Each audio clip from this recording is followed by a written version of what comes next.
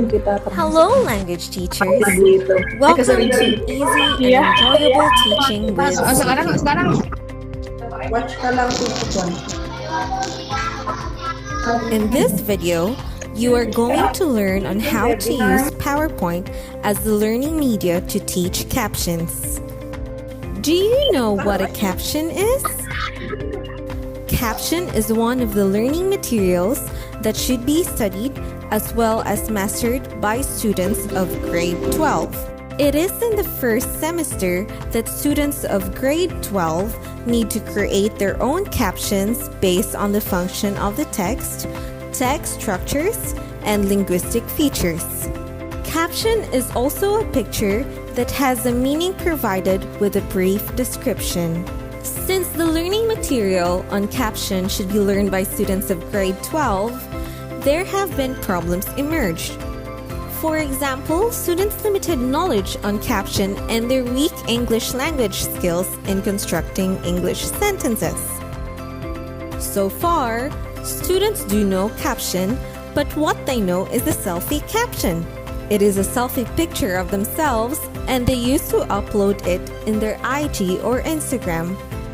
They don't know that actually, captions are varied based on its types and use. In order to attract students' interest to learn captions, it requires a learning media that can motivate them to create a caption based on their own versions. Therefore, Microsoft PowerPoint is thought of as the solution to make them eager to learn and create meaningful captions. PowerPoint is a program developed by Microsoft that can be used to present various texts, pictures, photos, diagrams, videos, or even audio-based learning materials. Most importantly, PowerPoint can also be used for teachers to present the learning materials on caption, give tasks for students, and make use of it to read, as well as write captions requiring the students' critical thinking skills and creativity. Okay, so let's get started. There are 6 steps of learning captions using PowerPoint.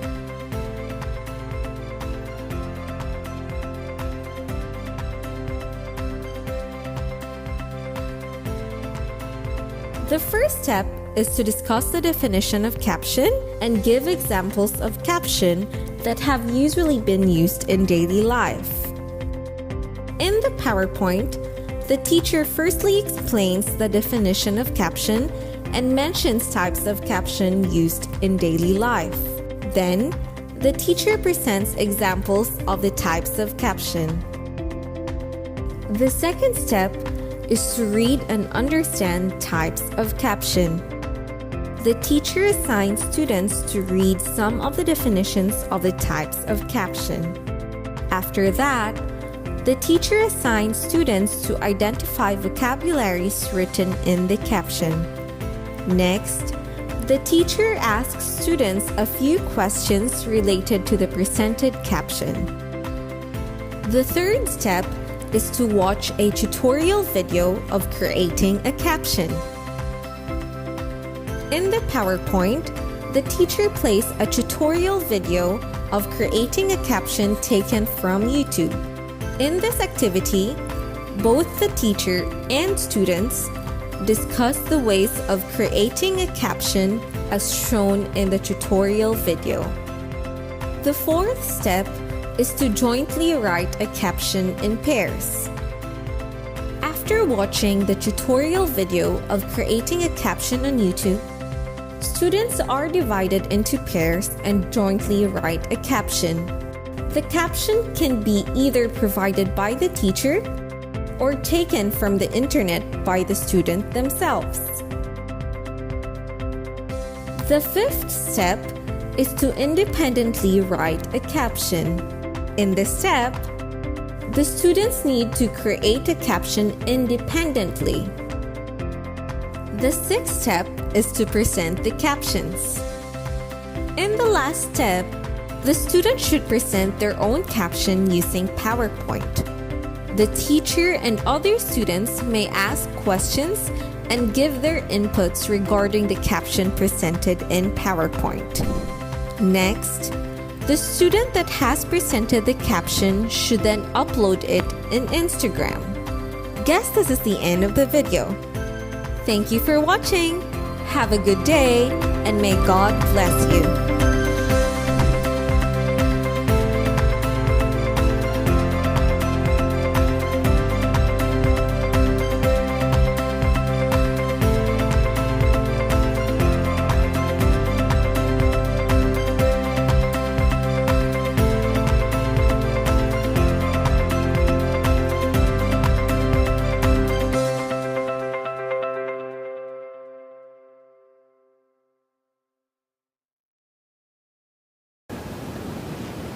حكاية شعبية من الجاوة الغربية. سيك بيان. ذات مرة ومنذ زمن بعيد عاش رجل في أرض باسندان أو الجاوة الغربية يدعى كابيان، وكان معروفا بالكسل والحيلة. لدى سيكا بيان زوجة اسمها نيئة. صهر كبيان مستاء للغاية من طبيعة صهره. ذات يوم أيقظ والد زوجته كبيان ليطلب منه أن يجمع القواطع في حقل الأرز، ولكنه لم يستيقظ بسرعة، بل كان غارقا في النوم. والآن نكمل معكم قصة كابيان مع هذا المشهد، ونتمنى لكم مشاهدة ممتعة.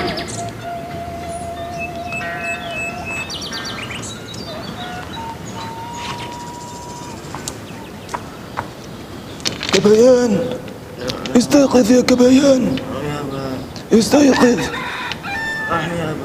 ألم تسمع صوت الديك وهو يصيح؟ بلى يا أبا. إذن استيقظ الآن واغسل وجهك، ثم تعال عندي.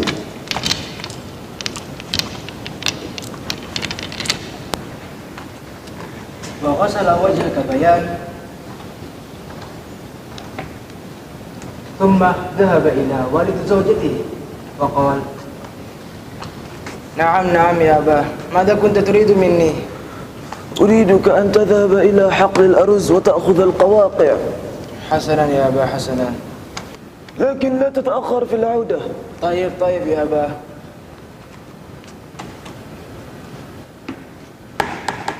انتظر والد زوجته لفترة طويلة وقال: أين كبيان؟ لماذا لم يعد إلى الآن؟ سوف أذهب إليه في الحقل وأراه.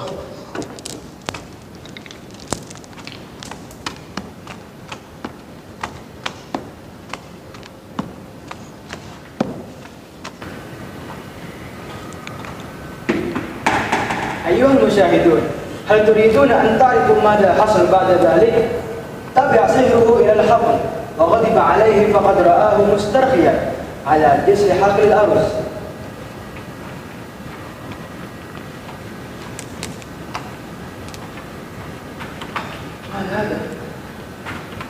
ما هذا؟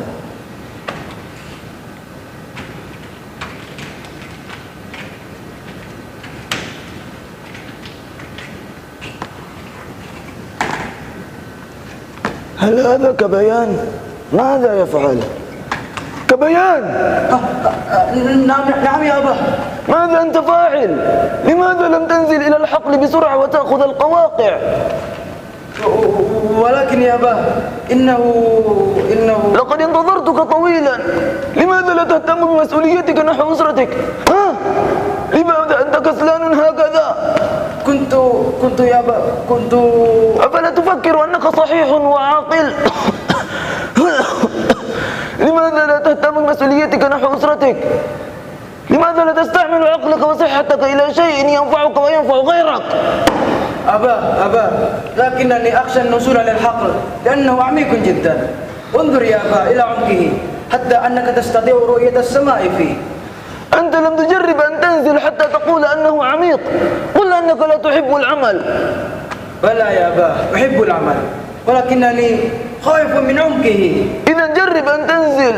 لا يا أبا لا أستطيع. اترك عنك الكسل والخوف. نعم يا أبا. اعلم يا كبيان أن الرزق لا ينزل من السماء دون طلب. انظر إلى الطيور التي تروح كل صباح للبحث عن الطعام، وانظر إلى النملة والنحلة التي تنتقل من مكان إلى آخر لأجل معيشتها. الحياة يا كبيان تحتاج إلى الجد والعمل والتوكل على الله. حسنا يا أبا. إذا الآن انزل. لا. إنه ليس بعميق يا أبا، إنه ضحل. ويمكنني أن أجمع الكواكب. سوف أجمع كل هذه الكواكب الموجودة وأعطيها لعائلتي. نعم هذا ما أريده يا كبيان. انظر هناك.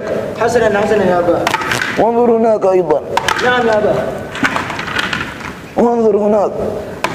حسنا.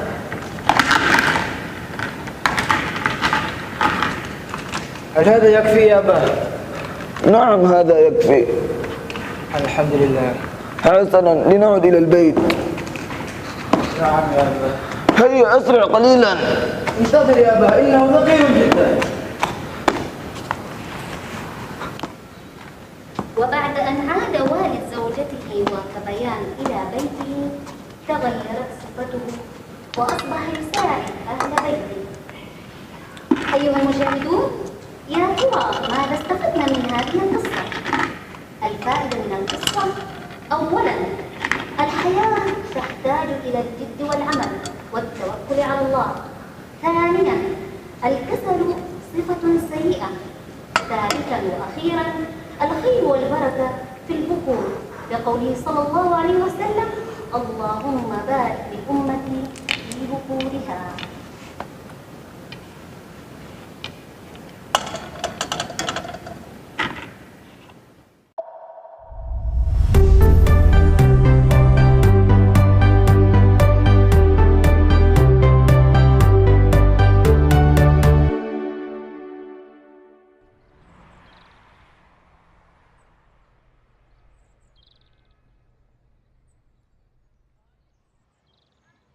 Also, für unsere Party am Samstag habe ich die Einkaufsliste schon gemacht und habe auch sie in unserer Gruppenchat geteilt. Hast du sie schon gesehen? Ja, hab schon gelesen. Für den Salat kann ich die Zutaten kaufen. Morgen hab ich vor, zum Markt zu gehen. Schön. Ich kaufe dann die Getränke und Käse für die Pasta. Morgen nach der Vorlesung gehe ich zum Supermarkt.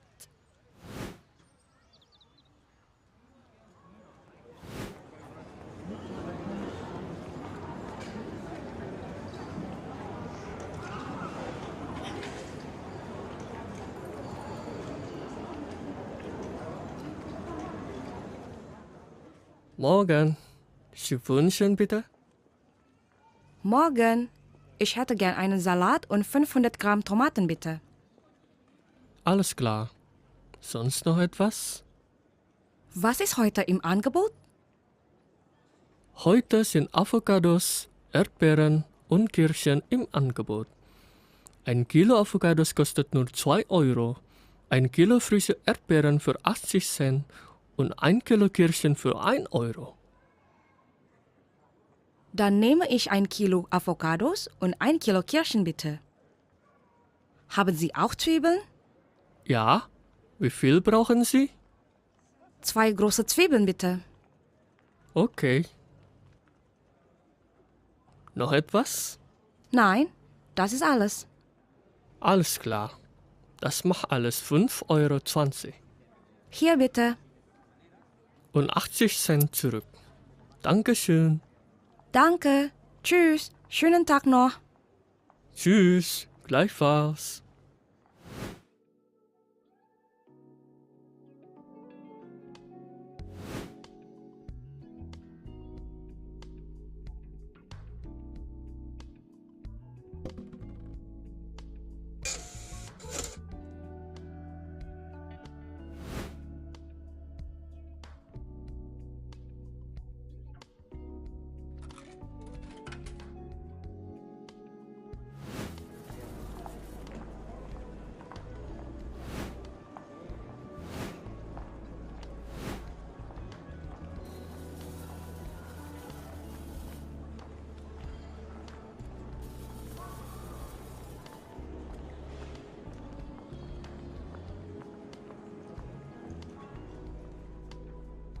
Hallo, guten Tag. Guten Tag. Ich brauche noch eine Tüte, bitte. Eine Tüte kostet 50 Cent. Das macht alles 8,80 Euro. Hier, bitte. Brauchen Sie den Zettel? Ja, bitte. Also, hier ist der Zettel und 1,20 Euro für Sie. Danke. Schönen Tag noch. Danke. Ihnen auch.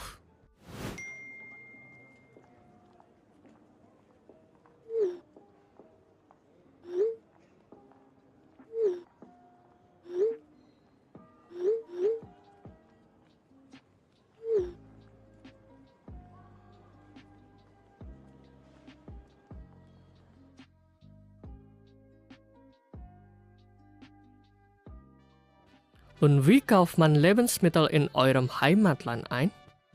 Ist das anders wie bei uns in Deutschland?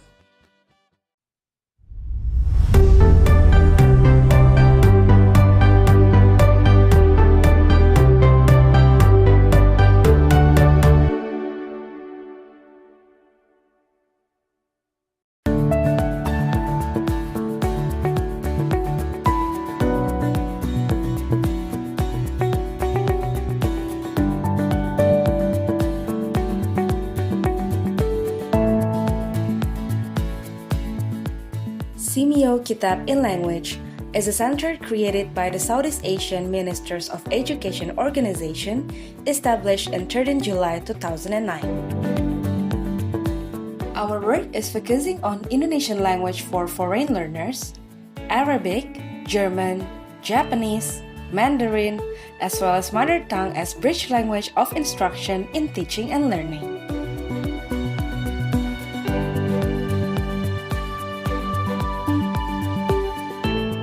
To always bring innovation in the area of language education development, we collaborate and provide quality programs of professional excellence for language teachers through learning resources development, research and development, capacity building, and networking.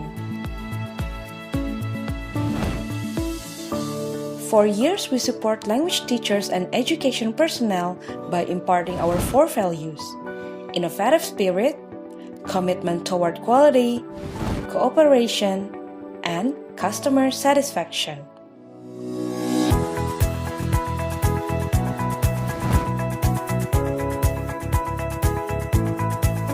In designing our programs, we comply with the policy and agenda of the Ministry of Education and Culture of the Republic of Indonesia. And to accommodate the Southeast Asian teachers, we answer to SEAQIL 7 priority areas as well as the 5 recommendations of SEAQIL Council.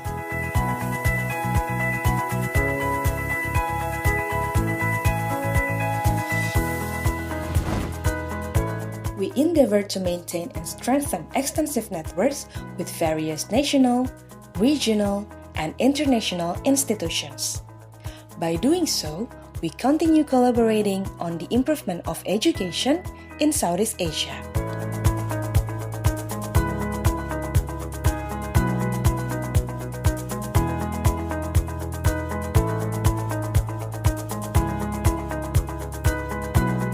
In the years to come, we strive to work under strategic observations and challenges faced in the 21st century learning. We will continue on conducting needed analysis and research, capacity building, and strengthening linkages. SEAQIL in language, prioritizing languages, advancing education.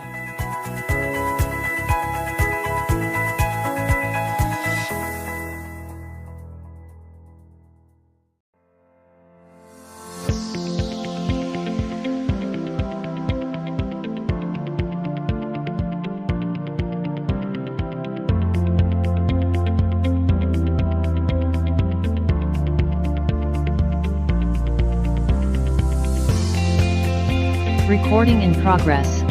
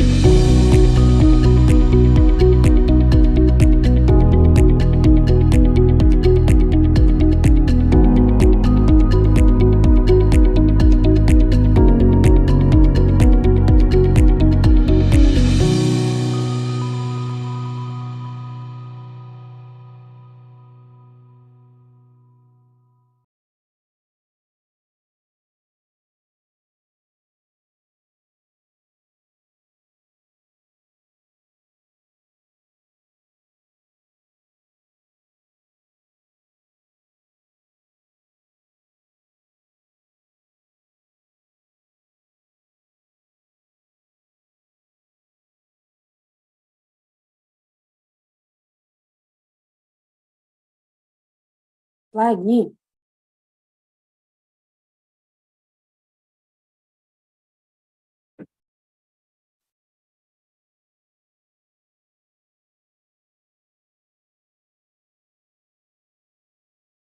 Good morning, ladies and gentlemen. May I have your attention, please? We are going to start the opening ceremony of the webinar on Classroom Accent Research, or CAR, in language education in a few moments. Before starting, we kindly request everyone to turn on your camera and mute the microphone during the session. Thank you.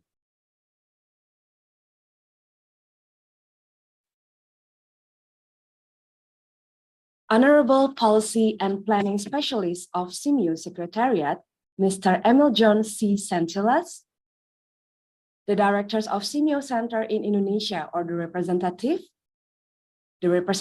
from SEAQIL STEM at Bangkok, as well as SEAQIL RecFund Indonesia, distinguished Vice Rector, Dean, Vice Dean, or the representative from our partner universities, Dr. Zirman Shah, Vice Rector of Universitas Al-Azhar Indonesia, Dr. Lucilian Piantari, Dean of Faculty of Humanities, Universitas Al-Azhar Indonesia, Ms. Yanti Wirza, PhD, Vice Dean for Academic Affairs of Faculty of Language and Literature Education, Universitas Pendidikan Indonesia Bandung, Dr. Dewa Putu Ramendra, Vice Dean of Language Arts, Universitas Pendidikan Ganesha Bali, Board of Directors of SEAQIL Kitab and Language, Acting Director, Ardian Diaan Muniro, PhD, Deputy Director for Program, Ms. Esra LPM Siagian, Deputy Director for Administration, Dr. Misbah Fikrianto, our keynote speakers, Honorary Professor from University of New South Wales, Australia, Prof. Anne Burns, the former head of Department of Education of Help University Malaysia, Prof. Dr. Goh Lei Hua, 11 teacher presenters from various provinces in Indonesia, and last but not least, all distinguished guests from education offices and foreign language teachers in Indonesia, as well as webinar participants, ladies and gentlemen. A very good morning and welcome to the opening ceremony of the webinar on CAR in language education with the theme CAR and its importance for language education in the 21st century. My name is Ardel, the master ceremony of today's event. First of all, let me inform you the agenda of opening ceremony. First, presentation of the national anthem of Indonesia, Indonesia Raya, followed by SEAQIL colors and SEAQIL song, Building the Future.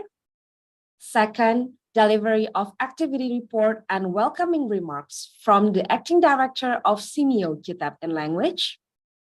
Third, opening remarks from the policy and planning specialist of SEAQIL Secretariat. And lastly, group photo sessions. Ladies and gentlemen, to start our agenda, we kindly invite you to see the presentation of the national anthem of Indonesia, Indonesia Raya, followed by SEAQIL colors and SEAQIL song.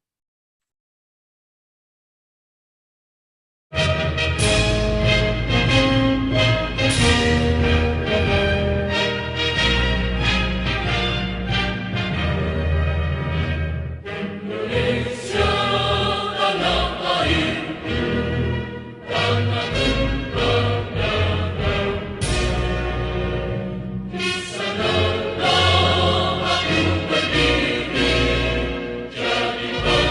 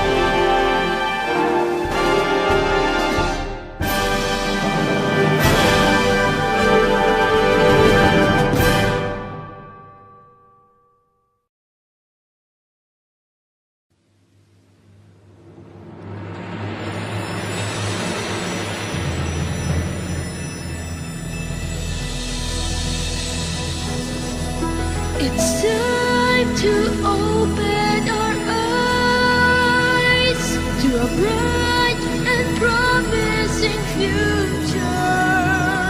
We'll rise to the call of the times and create a stronger tomorrow. Let's start to make a difference, teaching everyone to learn through science, health, and technology. We will share our expertise by promoting knowledge and policies. We can build a better world. Let us take a stand for our visions of hope, making future plans for the people to grow in a life filled with happiness and green. Here at SEAQIL, building the future is our legacy.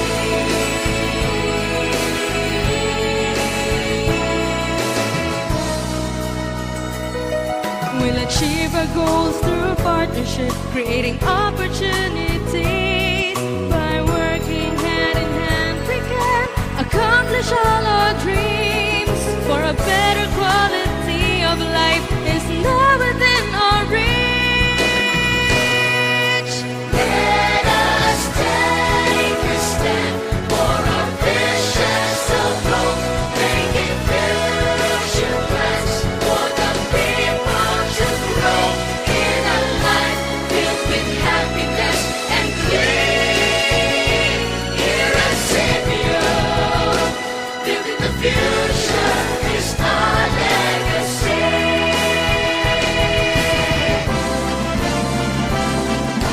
Let us take a stand for our visions of hope, making future plans for the people to grow in a life filled with happiness and green. Here at SEAQIL, building the future is our legacy. Building the future is our legacy.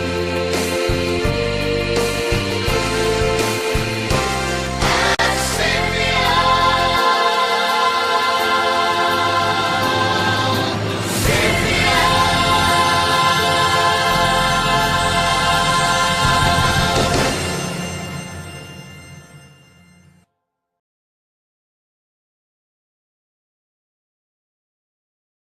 Now we would like to invite the Acting Director of Simeo Kitab and Language, Ardian Diaan Muniro, PhD, to deliver the activity report and welcoming remarks. To Ibu Dian, please, the time is yours.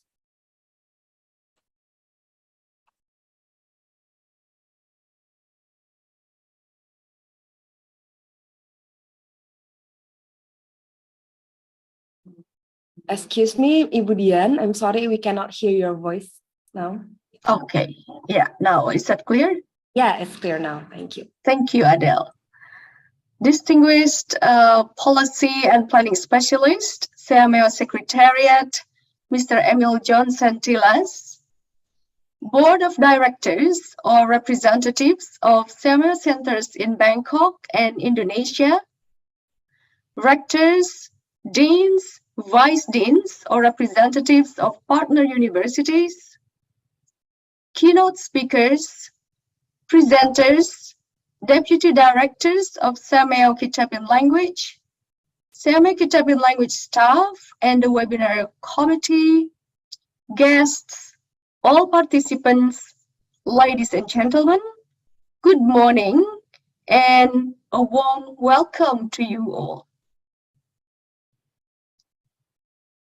First of all, let us praise and express our gratitude to the God Almighty for His blessing and this opportunity to gather virtually for the opening ceremony of the webinar on classroom action research in language education. It's my great pleasure and honor to read and share a summary of our activity report, particularly regarding the rationale, objectives, speakers, and participants of our webinar. Invited guests, speakers, ladies and gentlemen, we all understand the importance and benefits of classroom action research, including in language education.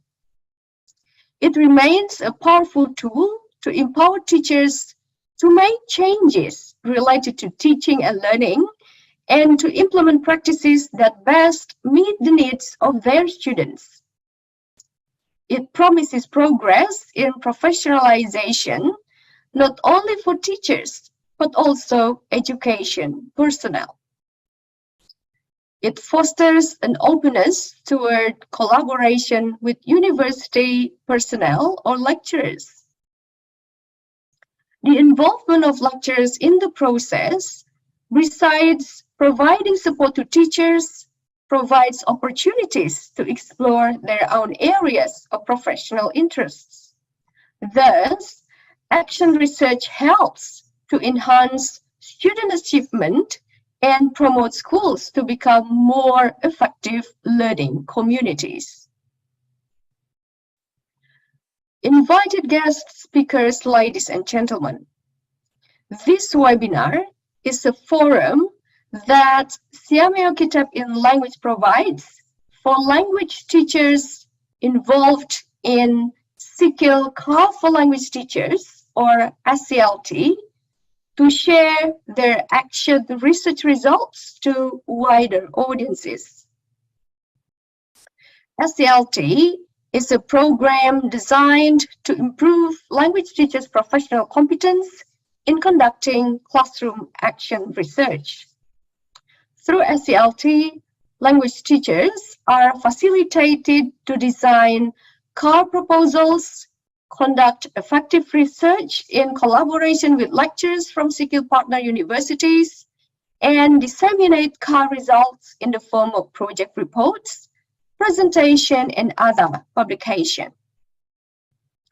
Both SELT and this webinar demonstrate CMO Kitab in Language commitment not only to support activities to improve language teachers' pedagogic skills, but also to enhance their professional competence. Invited guest speakers, ladies and gentlemen, this webinar with the topic Core and its importance for language education in the 21st century is aimed to provide insights in regard to the opportunities and challenges in doing classroom action research, the importance of classroom action research for the continuous professional development of teachers, challenges and problems in language learning, as well as identifying classroom problems and their solutions. To achieve these objectives, the webinar will be held over 2 days, on the 24th and 25th of November 2022, via an online mode with 2 keynote speakers in a plenary session. Professor Anne Burns from University of New South Wales, Australia, and Professor Go Lai Hua from Help University, Malaysia. We have also 11 selected SCLT participants as presenters in the parallel sessions. They are Indonesian, English, German, and Japanese language teachers from West Sumatra, Lampung, Central Java, Yogyakarta, East Java, Central Kalimantan, and Southeast Sulawesi. Ladies and gentlemen, it's very encouraging to see a large amount of interest in the webinar. There are 1,005 registrants under the categories of language educators and education personnel. They are from 9 countries: Indonesia, Malaysia, Brunei Darussalam, the Philippines, Thailand, Myanmar, Cambodia, Vietnam, and Timor-Leste. On the language educators, our data show they teach Arabic, Chinese, English, French, German, Indonesian language for foreign learners, Japanese, Malay, and mother tongue. Thank you very much to all parties participating in the webinar. And that covers all my report. Invited guest speakers, ladies and gentlemen, I believe that by participating in this webinar, we are in the right place and right time. Together, let us accelerate the exchange of ideas and scaling up of good practices. I wish you all a very successful webinar. Finally, I would like to invite Mr. Emil Johnson Tilas, Policy and Planning Specialist of SEMA Secretariat, to deliver an opening remark and officially open the webinar on classroom action research in language education. Thank you for your kind attention.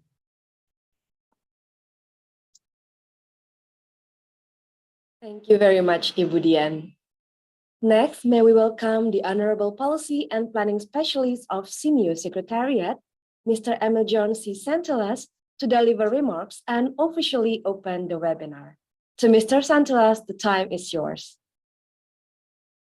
Thank you very much. Can everybody hear me? Yes, you are audible, sir. Thank you very much. Dr. Ardiandia and Muniru, Acting Director of SEMA Kitap in Language, our distinguished speakers and guests, management and staff of SEMA Kitap in Language, our dear teachers and participants joining us today from all over Southeast Asia and even beyond, a wonderful morning from Bangkok, Thailand. On behalf of our SEMA Secretariat Director, Dr. Ethel Agnes Pascua Valenzuela, it is an honor to be here with you, and we would like to congratulate SEMA Kitap in Language in organizing this webinar on classroom action research in language education. We would also like to welcome our participants across Southeast Asia who will be learning this morning on the significance and fundamentals of action research, particularly on language education. Let me share that SEMA has been in the forefront of evidence-based decision-making and practices, especially inside the classroom where there is a rich resource of available data. This initiative of SEMA Kitap in Language in engaging and empowering our teachers on classroom action research, the SCLT, further moves forward our SEMA priority areas, as this cuts across addressing barriers to inclusion. The first one, through ensuring that we deepen our understanding of the context of every classroom, especially on language education. Second, revitalizing teacher education, as we believe, of course, that you, our dear teachers, are the heart of the education system. And finally, adopting 21st century curriculum, where we will utilize action research in developing the 21st century skills of our learners. We have language teachers as participants, and we all recognize the importance of language in improving the learning outcomes and developing skills to understand one another better and express our thoughts.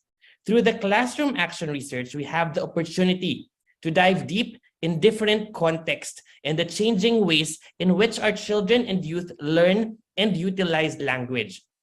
And the classroom is the best place to develop innovations and reflect on how we can improve teaching and learning the different languages. As mentioned, the classroom already contains the data that we need. Especially now, it's really important. That's why we commend KITEP in language for this activity. Because as we navigate the post-pandemic world, we have to look at the different perspectives and expand our views so we are able to effectively deliver our lessons on language. Action research will teach us that the dynamic changes and the different contexts of each and every learner requires proactive action and reflection. This morning, we will learn from experts on classroom action research on language education so we can better understand, first, why we need to do it, and second, how we can effectively implement this inside our classrooms. We are also excited to listen to the presentations of classroom action research results straight from our teachers. These results, lessons, and reflections will surely open up conversations on language education and help us envision our future classroom action research studies. We hope that through this activity, you are encouraged to conduct your own action research. So we hope that after the webinar, we have more action research from all over Southeast Asia. And one important thing that we hope that will happen out of this webinar is perhaps collaboration with different teachers from different parts of Southeast Asia. So we hope that along the way, you'll be able to have conversations with your fellow teachers in Southeast Asia. This action research inside the classroom can influence practice and even policy on language education. So we hope that you will be the torch bearers of evidence-based teaching and learning strategies. Once again, congratulations to SEAQIL KITEP in language for organizing this webinar, and we really look forward to a productive webinar in the next 2 days. So allow me to thank you.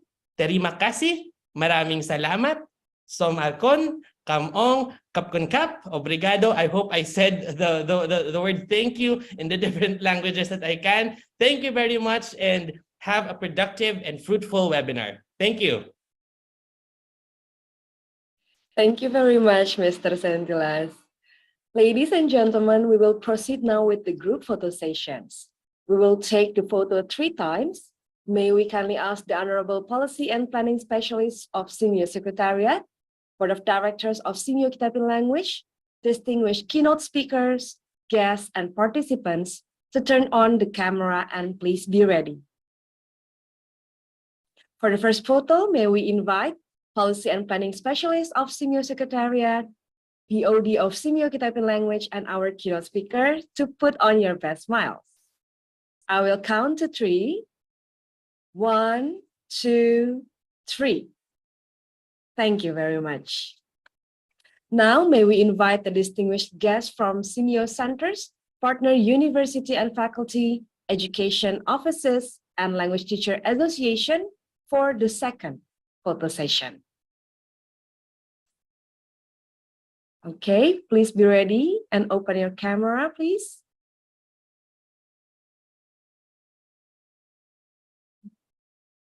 Okay, let me count. 1, 2, 3. Thank you very much. And lastly, may we invite all participants for the third photo session. Please open your camera and be ready. Okay, on my count, 1, 2, 3. Thank you. And once again, please. 1, 2, 3. Thank you very much.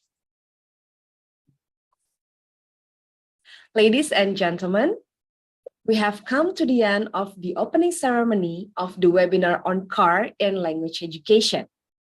Before we start the webinar, with all due respect, we would like to inform that the distinguished guests are welcome to stay in the meeting room, or if you do have other agenda, you may leave the room. And please kindly fill in the attendance form shared by the committee in the chat box before you leave. Thank you very much for your kind attention and participation.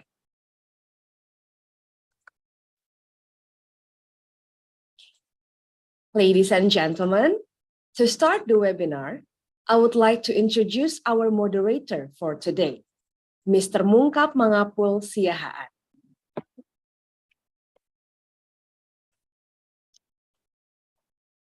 Mr. Mungkap Mangapul Siahaan is an English lecturer in the teaching faculty of Universitas HKBP Nomensen Pematang Siantar, North Sumatra, Indonesia.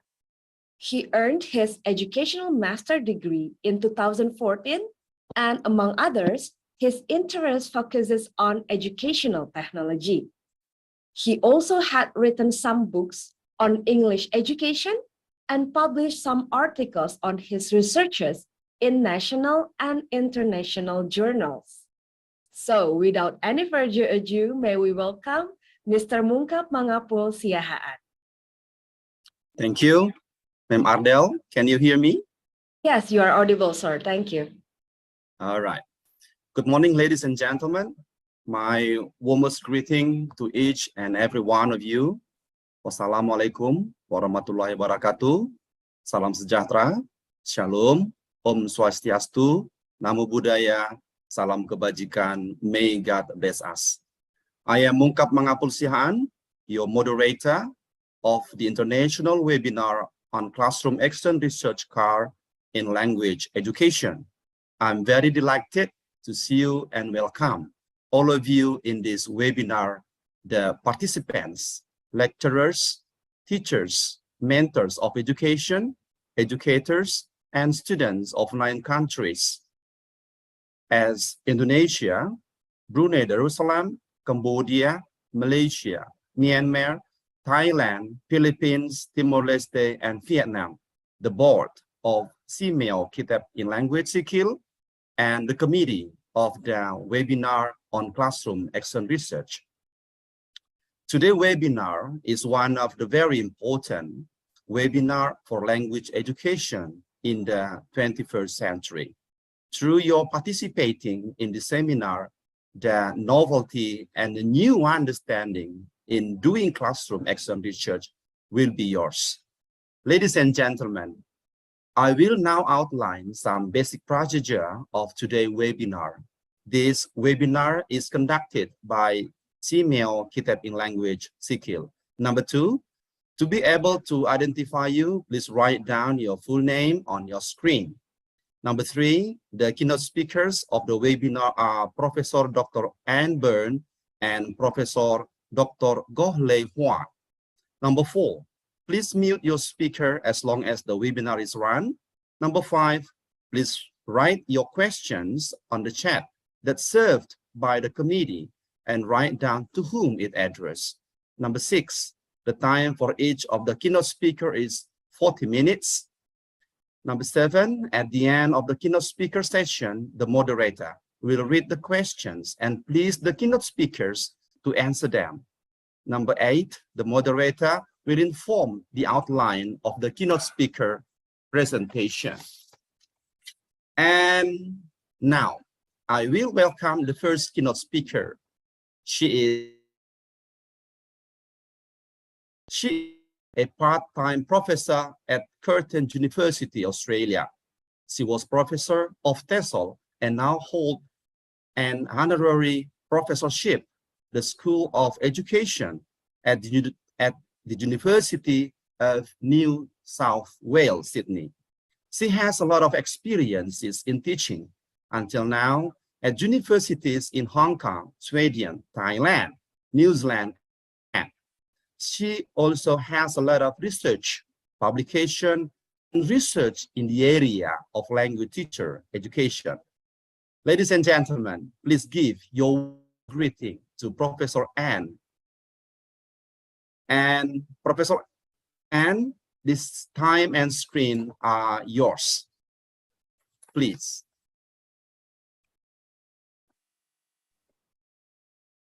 Can you hear me now? Yes. Oh, good. Clearly.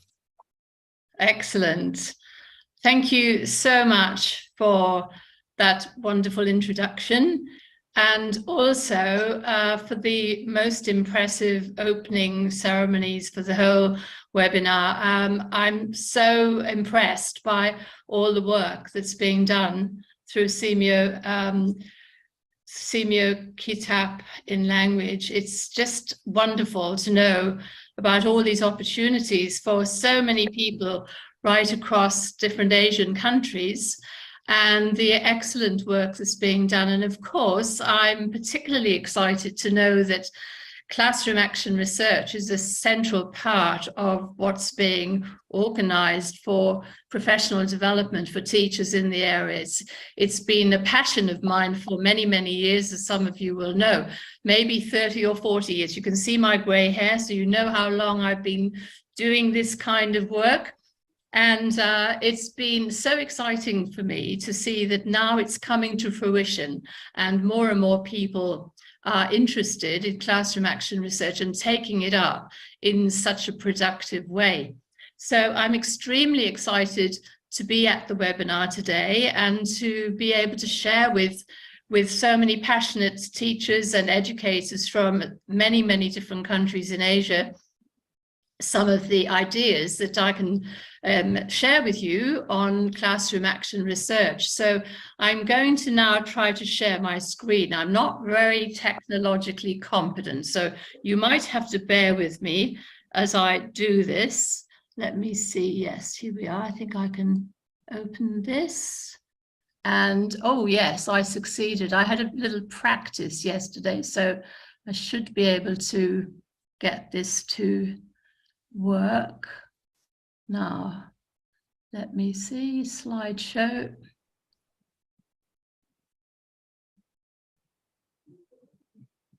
Yes, here we are.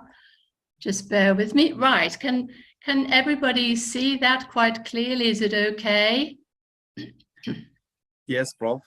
Yeah, thank you so much for the confirmation. I feel as though I've made an achievement myself technologically today, so that's excellent. Right, so the topic of my talk is, as you can see, conducting classroom action research in the language classroom. And I'm going to touch a little bit on opportunities and challenges, and also to give people perhaps an introduction to classroom action research. It may not be completely familiar to everybody. I know there's been a lot of work being done through SEAQIL, and there will be some people in the audience who are very familiar with this idea of this type of research, but others maybe not so much. So I'd like to introduce everybody to the idea of classroom action research through my talk. So I want to give you all a little quiz to start off with, because I often get asked many questions about action research and what it is and how it works. So just put your thinking caps on for a minute and see what your reaction to these questions might be. So I've given you a list of 6 ideas about action research. I'll give you a minute or two to think through what your response might be. Is it true or false, do you think? You might want to put some of your responses in the chat box even.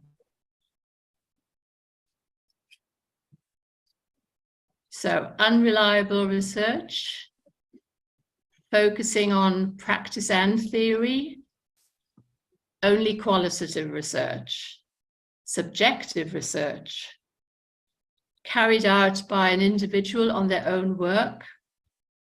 It's not serious research, cannot be done for PhD study.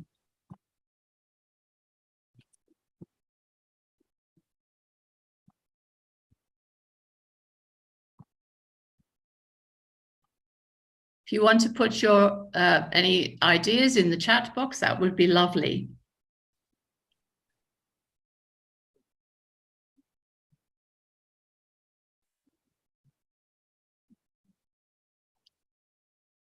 I can see quite a few responses there.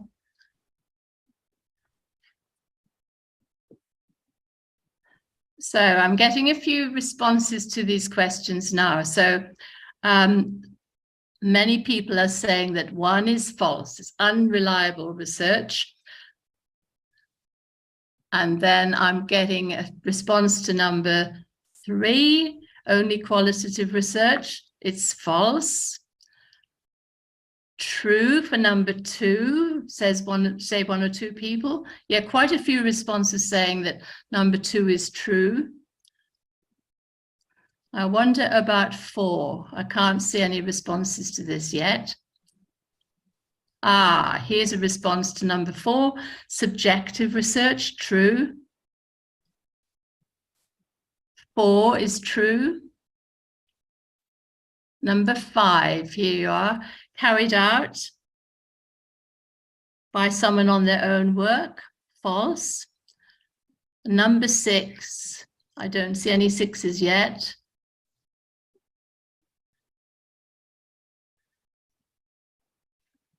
The last one is false. So number 6 is false. Somebody else is saying number 6 is true. So we have a number of different ideas and opinions and views and perhaps beliefs about action research. It's very interesting to see all those different responses. So maybe I'll just touch very briefly on each one. It's true that action research often has a reputation for being unreliable.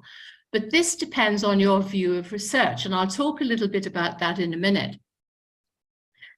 Focuses on practice and theory. Yes, this can be true because it looks very much at practice in the classroom. But from those practices and the idea of doing research, many teachers will develop their own theories about their classrooms and the way they can operate the most effectively.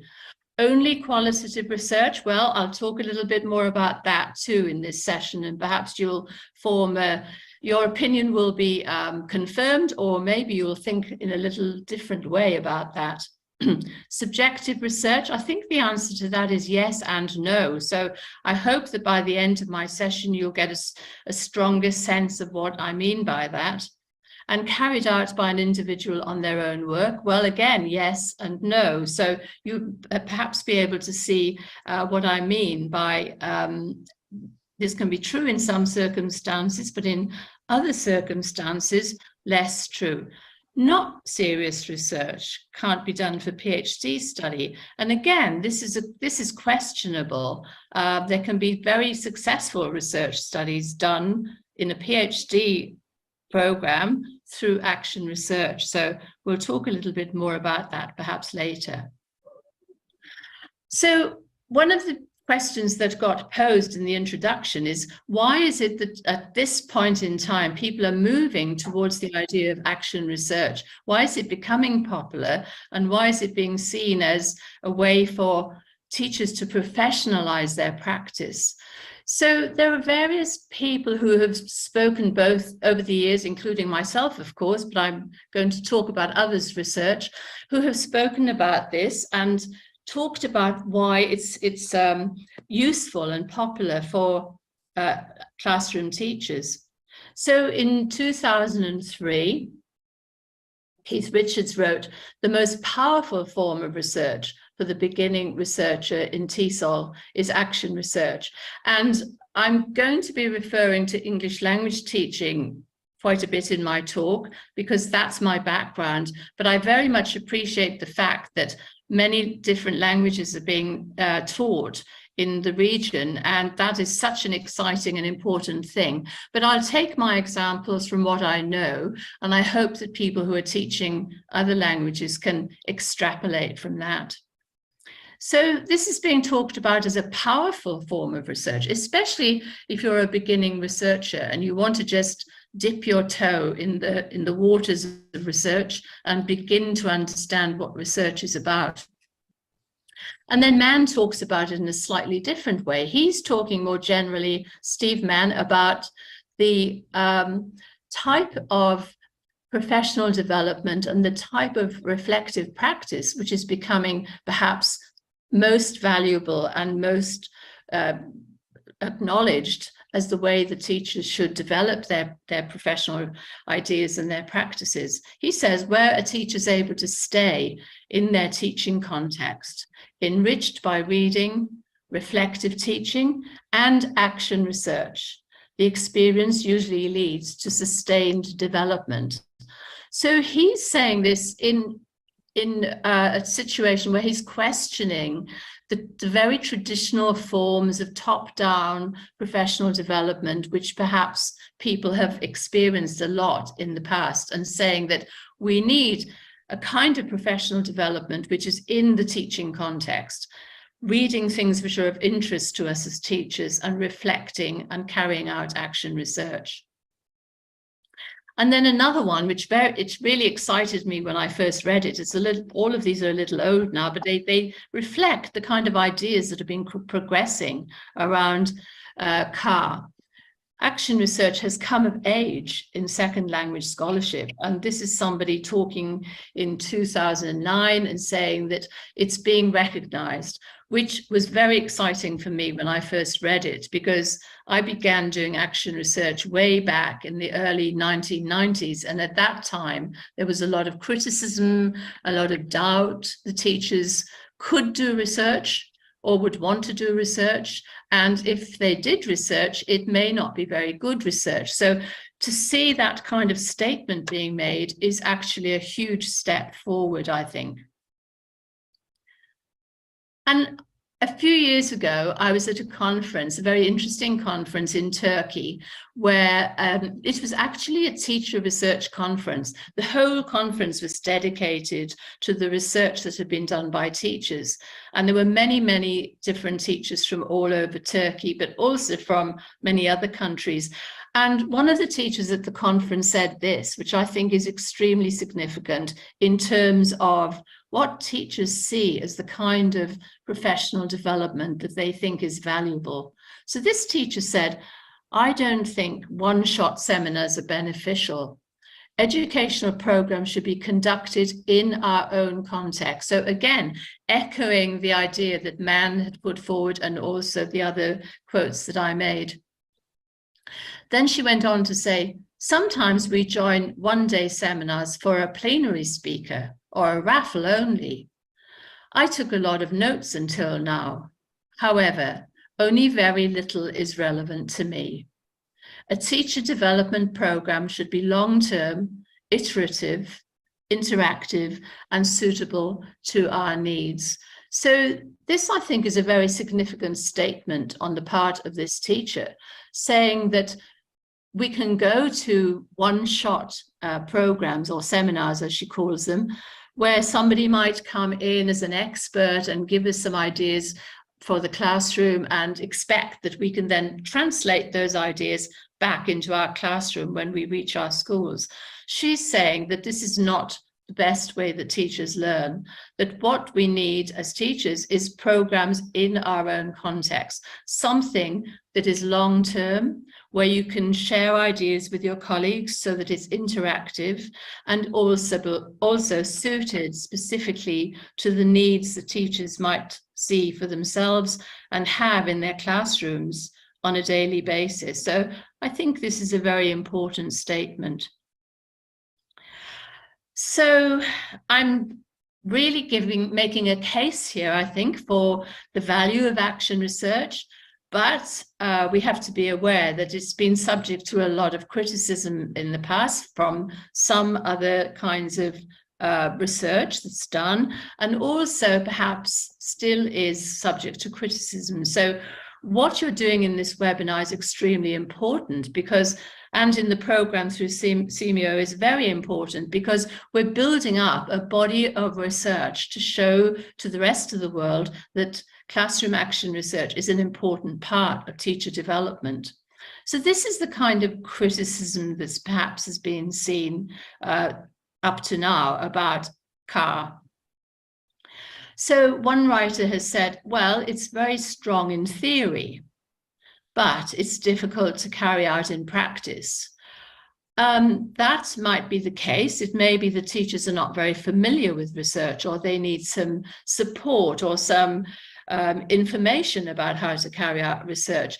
But I've been conducting action research with teachers for the best part of 30 years, and I don't think teachers are against research, and I don't think that they find it all that difficult to carry out in practice once they have the support and the encouragement and motivation to do it. So this is not a statement that I would agree with.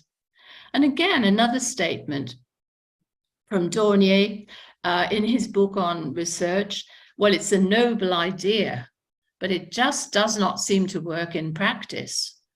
There's too little of it, and I have yet to meet a teacher who has carried it out. Well, again, I would really question that statement, because I have met many, many teachers who have carried out action research all over the world.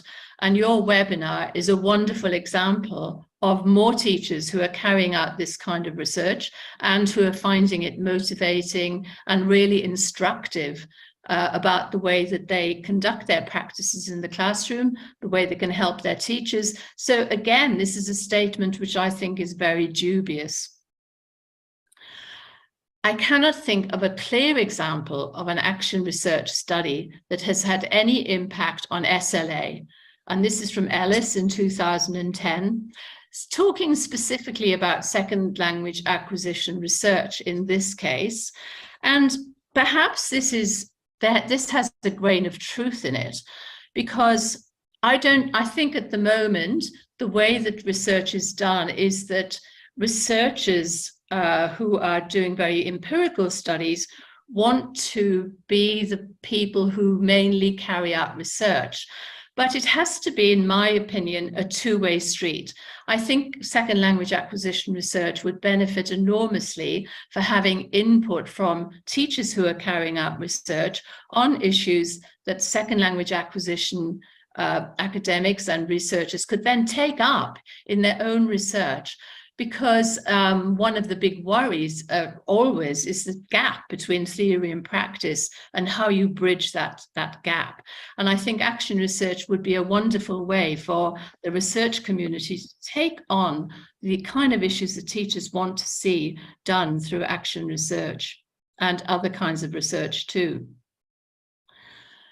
This all depends on your view of research as well. So I think that the position of the people who have made the last three statements is coming from a different kind of view of what research should be about. And perhaps it's more to do with a positivist or very scientific view of research, where you have to have, control studies, experimental studies. You have to have a lot of statistics and quantitative analysis and quantitative data. And it has to be done extremely rigorously by taking out any variables which could affect your results. And it's perfectly valid to do research in that particular way.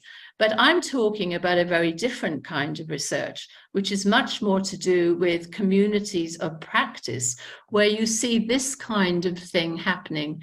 In other words, you see teachers getting together to think about issues that are important to them or that they would like to communicate more about, to discuss important things that they feel are the daily needs for their practice in the classroom. What is it that teachers need to know more about? How can they find out how to teach more effectively? For example, using technology more in the classroom, as we've all had to get used to over the last 3 years. How can we engage our students more? What is it that will motivate them, particularly in this new environment? These might be very pressing issues, which teachers are very keen to know more about. So I'm going to just briefly talk about what action research is, in case it's still a little bit mysterious to some of you in the audience. And I'm going to say that it involves a self-reflective, systematic, and critical approach to inquiry, by participants who are at the same time members of the research community. So action research is not just doing things and thinking about them a little bit in the classroom. It is actually a systematic process which involves steps in research and developing questions and collecting some evidence about your practice in order to deepen your knowledge and your understanding of what is going on. So it's not just a reflective or intuitive kind of way of teaching.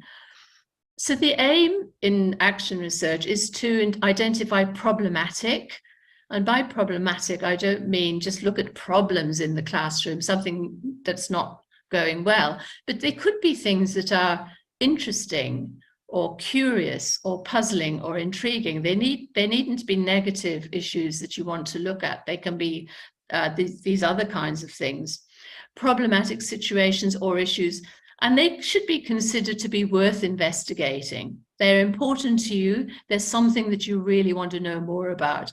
And this will bring about critically informed changes in practice. And by critically informed, I mean informed through evidence that's also collected as part of the teaching situation as you go about teaching in your normal circumstances.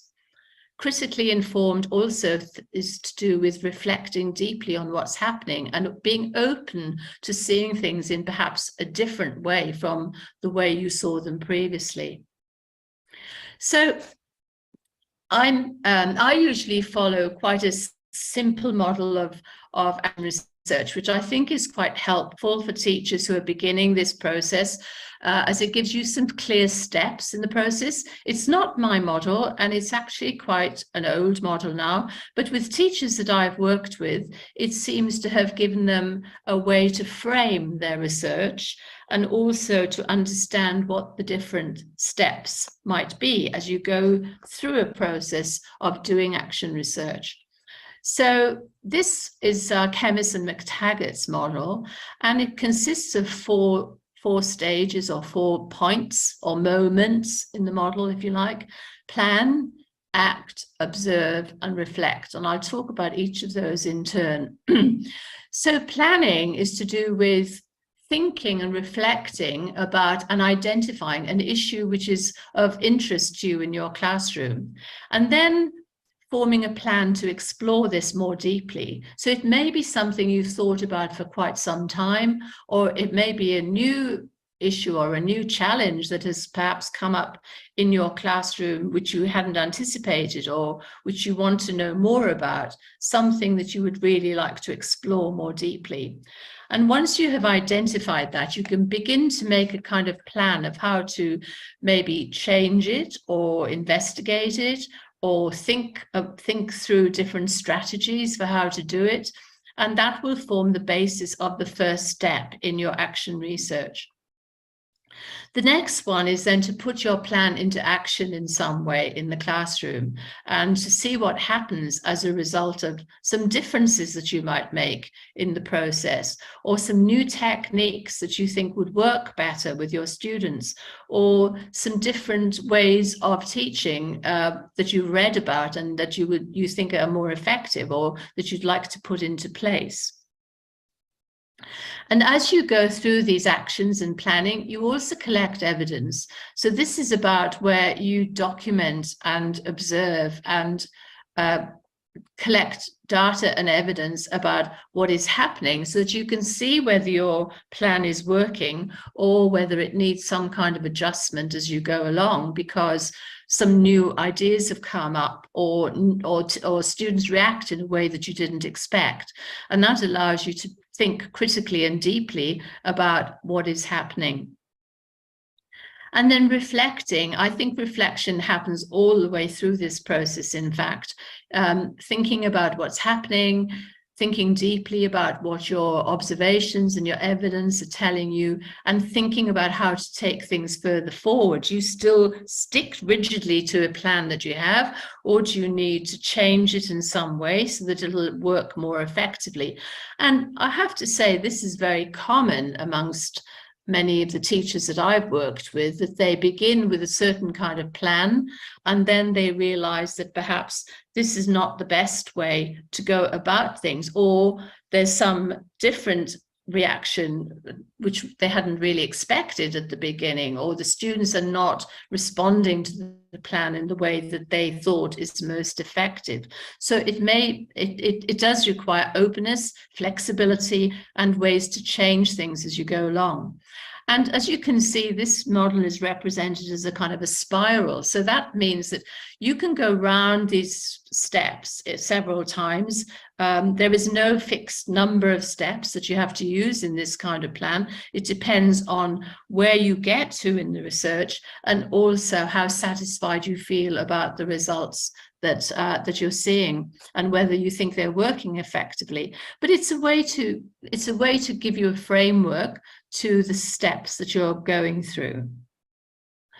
Okay, so finding a focus, this is the first thing that you have to do. Of course, you have to sort of think, identify an issue, find a focus that you want to work with. And there are a number of ways that teachers I've worked with have done this.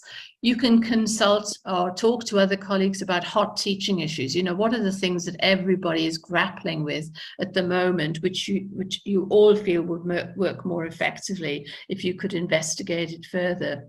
Or maybe you're on a blog or a web discussion, and you can follow for some time, what is it the teachers are talking about? What's coming up in those blogs or those webs that might suggest some ideas for your own classroom? Which of them speak to you in terms of your practice? Then you can brainstorm things that have puzzled or challenged you and your colleagues. Another idea is to make a mind map, connect your ideas together, just brainstorm things and see if any of your ideas connect so that they form a pattern in your thinking. Some people have used finishing statements like, we don't know enough about, and then you think about the end of that statement and what it is that you'd like to follow up. You may want to observe situations in your school and share ideas. So you could spend a little bit of pre-planning time just observing what's happening, perhaps in your classroom, sharing your ideas with other teachers to see if they're noticing similar things, trying things out just to observe and see what comes to mind as you go along. Then you can also read an article, of course, in a journal or a teacher magazine, teacher newsletter, and you could develop questions from that. What kinds of questions is that article posing that you might be interested in yourself? And then you can also look through some recent journals for key topics. What are in the list of contents of journals, what are the things that keep coming up that seem to be very topical or seem to be of interest to the researchers, and they might also be of interest to you. And then identifying things in curriculum or assessment that are currently important in your school or your region or your country, that it may be a new way that is part of the syllabus that you're required to teach.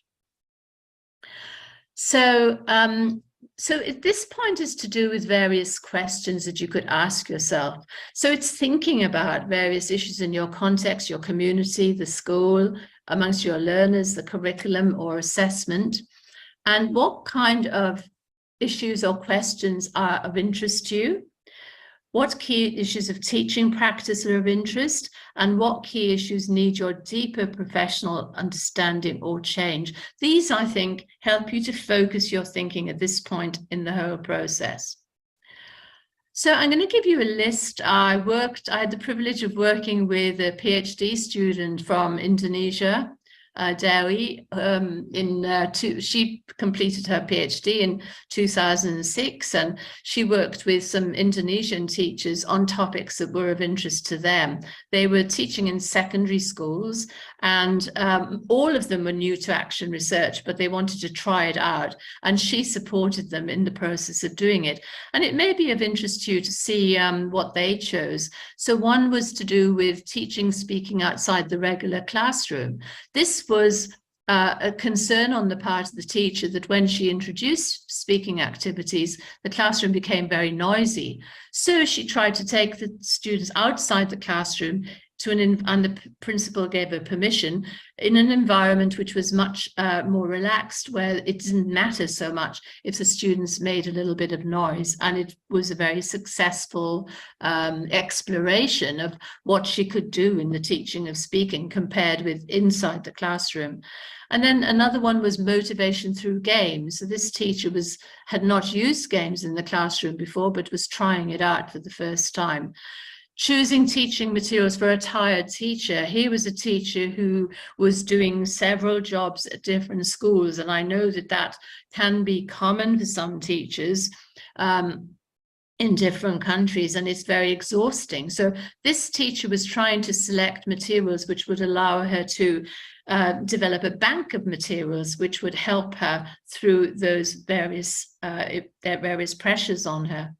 Here's one about brainstorming in teaching speaking. The teacher wanted to look at whether there should be more brainstorming in her practices with the students before the students started their teaching activities and speaking activities.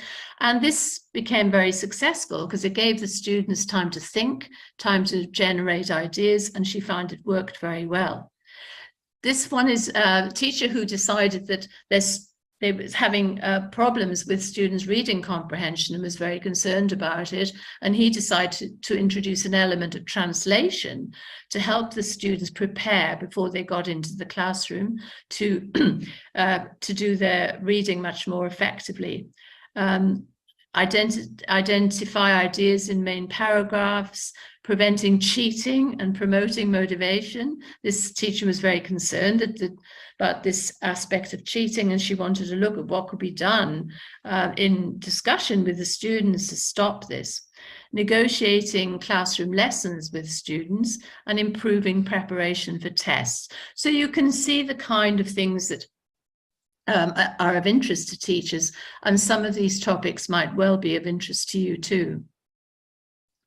So the questions for action research, it's useful to have a guiding question. You don't have to have a question to start. You may just have a general topic that you want to look into, but you could have some questions, and those can be very useful. So they could guide your research, for example. You can keep the questions simple and straightforward. Don't have too many questions at once. It's not necessary, and it can be quite a straightforward question that you just want to find some answers to. So taking one of the examples from the list that I just gave you, we could perhaps generate this question for the teacher interested in reading and translation. How can I use translation to help my students reading in English? You know, where does translation come in? Where does it prove to be valuable? Is it valuable? Does it help the students read more effectively? And so on. Lots of interesting questions that a teacher can pursue. So avoid questions you can do little about. You can't change the school curriculum, for example. It's not possible to change fundamentally what you're being asked to teach.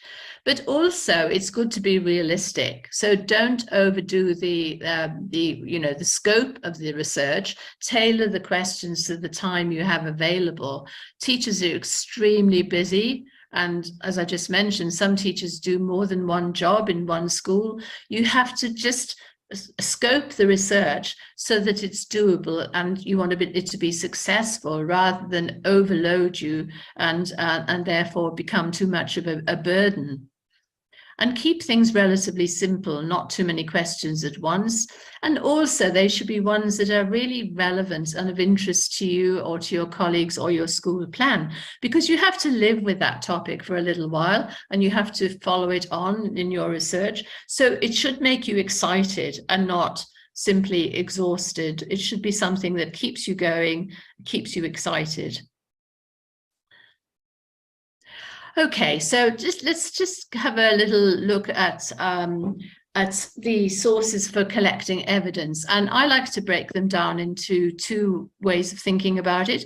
What people do, so that's to do with observation and looking at what they do and how they behave, how you behave, how your students behave, maybe if you're co-teaching, how you work with your team teacher and so on. And then non-observational, which is to do with what people think. And there are two really important ways to collect your data. So you can have, for example, observation itself, watching the social situation of the classroom. A lot of people make notes to go along with those observations, or quick notes to themselves.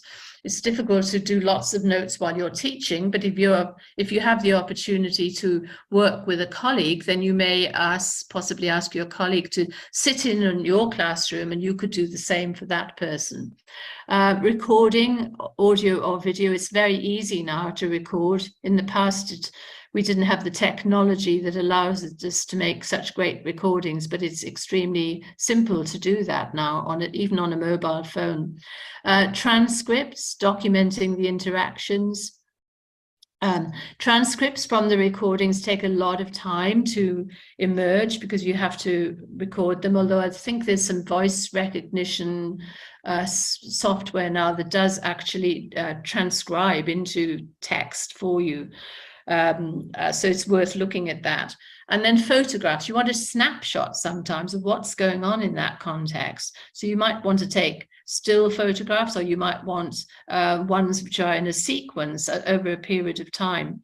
Maps and layouts of the classroom can be interesting. I once worked with a teacher who had to look at the way her students, who they sat with and why they sat with those other students and what was going on in the dynamics of the classroom, and the layouts and maps were extremely valuable. And then documents or texts that are produced in the classroom to accompany your observations. So for example, if you're doing some speaking activities and you want to observe what the students are doing, it's useful to collect the textbook or the lesson out of the textbook that you happen to be using, so that you can make sense of the two things when you put them together. Non-observational, this is to do with what people think. So you can do this again in various ways, which will be familiar to you. Journals or diaries, your own journal or diary can be extremely valuable in recording your ideas and thoughts, often after the class when you're thinking things through and you want to remember what it is that you thought about at the time, or the way the students reacted. Some teachers I worked with have used jottings. They're little memory aids, just noting things down in a notebook, or even on those sticky notes that you can use as you go along, just to remind yourself of something which you thought was important at the time that you observed, which you want to recall afterwards. And then surveys or questionnaires. These, of course, are used widely in in much research. So you can have closed ones, rank option, where you ask people for a range of opinions and they put a number to that. And then open questions as well, where it's more verbal and people give their opinion in a more written, personal kind of mode. And then interviews are also valuable, structured, semi-structured, or unstructured interviews. Again, that ranges from structuring or, closely structuring, where everybody answers exactly the same question, to much more unstructured, where it's more like a kind of conversation that you have, where people put their views and opinions to you. And then narratives. You can sometimes get, in this type of research, get people to write their own learning autobiography or life history, or some significant aspects of their lives which are related to their language learning. And then discussions such as classroom conversations or focus groups, where you work with a small group rather than an individual interview, and that saves a bit of time because you can talk to more people all at the same time. And I'm sorry I have to go over this so quickly, but it's just to give you a flavor of what's possible. Okay, so data analysis, I really won't have too much time to talk about this today, but let me just say that There are different ways of doing data analysis. If you've collected more quantitative answers, for example, through your survey, then you can create bar charts and pie charts and other kinds of results in that way. If you've collected more qualitative data, then you're going to be looking at sort of themes and ideas and key messages that are coming out of what people say. But also at the back of our minds, we should realize that action research is a recursive process. So the way in which you view things is also going to change as you go along in the research, and it's important to try and be open about looking at what's happening and evaluating it critically.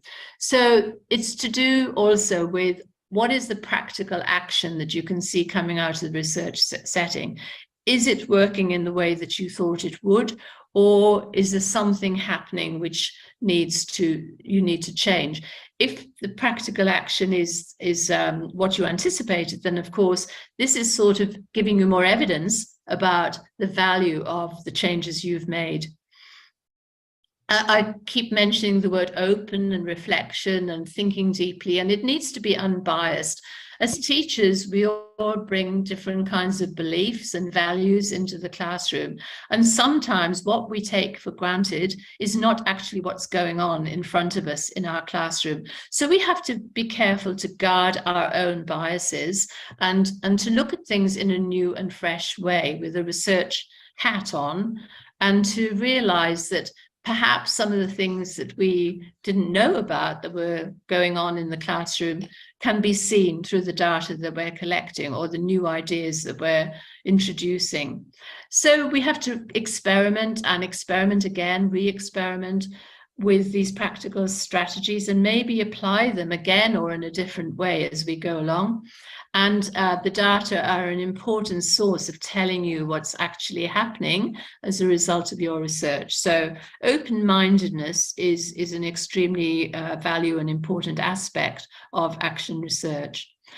Okay, I just very briefly mention a project that I've done for many, many years in Australia. I've been very fortunate to have this project funded by English Australia and Cambridge English. And English Australia is the body, the educational body which advocates and provides professional development for the teachers who teach international students coming to Australia. And they may be coming for university entry or IELTS preparation programs or general English advancement in their classes. So for many years, I've been doing action research, and through this kind of process, it goes on for 7 to 9 months. And we have, first of all, an introductory workshop. Then people who are in the program go back to their classrooms and try out their projects in their schools or centres. Then we have another workshop about 3 or 4 months later, where people come back and we update each other. It's a small group. There are only about 12 people in the group. And so they form a really strong bond through their research, talking about their issues and challenges or what they're discovering in the classroom and sharing ideas. So it really is to form a community of good practice and learn from each other. And then finally, the teachers present, they have a third workshop where that concludes the research that they've done over 7 to 9 months. And also they prepare for sharing the outcomes, which is done in different ways. One is through an English Australia conference, so a bit similar to what we're doing today. There is a sharing of the teacher's research, and other people can listen to it and learn from it too. Presentations maybe elsewhere in other conferences that teachers go to, and publications. And it was interesting that it was mentioned earlier with the SEAQIL projects that there are publications.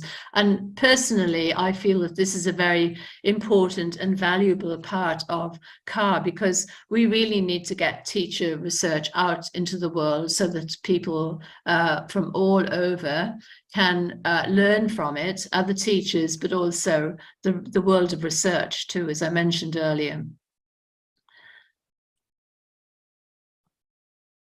Now what's happening? Sorry. Okay, so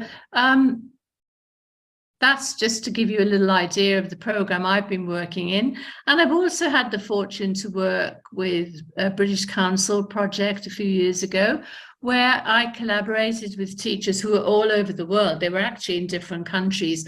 And this was at a time before we were also competent on Zoom. So we were using Skype as our technology, which was a much less reliable platform, but nevertheless, we had teachers from all over the world, from Spain right over to Japan and Vietnam, involved in this program, and there were about 12 or 14 teachers who took part. Very exciting because it was in different countries. And I worked with a colleague, Nur Kutoglu Houghton, in the UK. And Peter was one of the people who participated. So I'll tell you a little bit about his research as an example. So he was working at a British Council centre in Tokyo, doing the teaching of 2 IELTS writing classes. And so the first class had 13 Japanese students and 1 Saudi student, and the second class had 14 Japanese and 1 Korean student. So the majority were, of course, Japanese. And they were all preparing IELTS to study in the UK or Australia. And Peter was very excited and interested about action research and wanted to learn more about it. So you can see some photos of his students there. And he wanted to improve the way that he gave feedback in his IELTS classroom. And this, I think, even though this is a specific classroom with specific research, I think the kind of thing that he did could be valuable for other teachers too. So first of all, he got students to publish their weekly writing in a closed wiki, and he was worried that they might not want to expose themselves or their weaknesses, and so he gave them the option to use pseudonyms. Excuse me, Prof. Yes, I think I only have a little time left, so I'll do this really quickly. So he posted video screencasts reading their work. He watched feedback, and he gave the feedback to the students, and he actually improved it quite considerably. In fact, one student increased by 1 point on the IELTS writing, so it was very successful. Okay, I think I might skip over this and just wrap up. I think my time's out, isn't it? My time is up, I think. Yes. Yeah, okay, I'll just finish on this note. So I think the classroom action research is extremely important because it empowers teachers and benefits schools. It gives teachers agency and motivation. I think it creates a better classroom world, and also it critically analyzes the status quo. And we also can look less through our own subjectivity. We can start to look more widely at what might be more valuable for our students. And we confront inefficiencies and inequities in the system and contribute to transforming the social situation of the classroom. I'm sorry I've gone a little over time, but terima kasih, and excuse my pronunciation. Thank you so much for listening to me. It's been a real pleasure. Thank you. Thank you very much, Professor Anne, for giving us such informative presentation. You bring us and show us a new academical look of the success and exploration of classroom action research. For me, the knowledge you share is very interesting and significant to develop my understanding in doing classroom action research. Please stay with us till the end of the session, and there will be questions from the participants addressed to you, and I will read them at the end of the keynote speaker sessions. Again, thank you, and we will straightly go to welcome the second keynote speaker.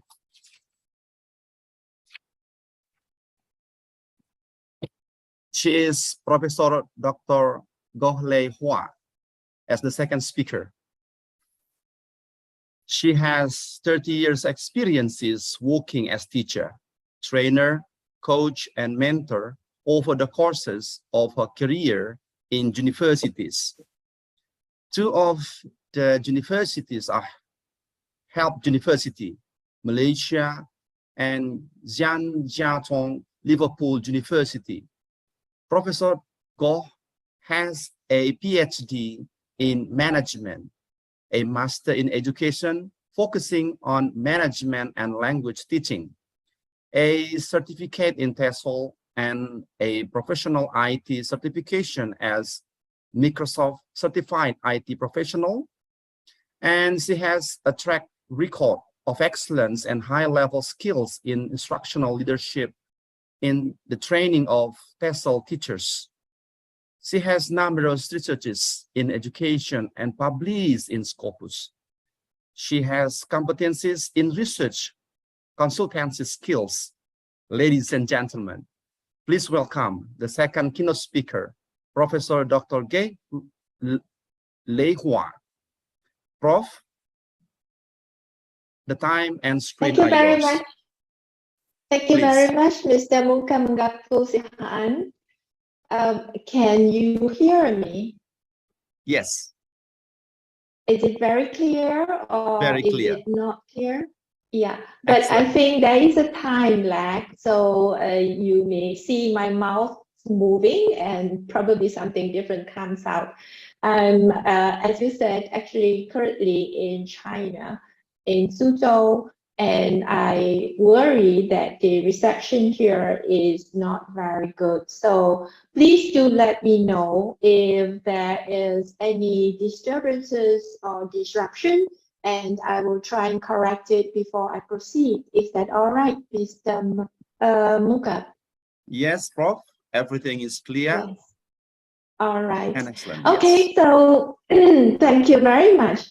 And good morning, ladies and gentlemen. Good morning, It is Prof. indeed really a great pleasure and an honor for me to have this rare opportunity to speak to you all on a webinar for classroom action research in language education, and actually on a topic that I firmly believe is a main thrust for transforming an English language teacher into an educator of quality and competence. That is the importance of action research in innovation and professional development. I have first been an English language teacher and then a teacher educator for the past 40 years. So what I will be speaking for the next 40 minutes are actually sharing from my experiences, basically. But first, I would like to congratulate the Senior Regional Center for Quality Improvement for Teachers and Education Personnel Language, SEAQIL, for organizing this 2 days webinar that gathers up to, I can see here, 322 participants from all over Southeast Asia, including Indonesia, Philippines, Thailand, Myanmar, Cambodia, and Timor-Leste. And I think it's also no mean feat for SEAQIL to have successfully trained and facilitated a group of language teachers in Indonesia to conduct the classroom action research through the SEAQIL CAR program for language teachers. Kudos to you all.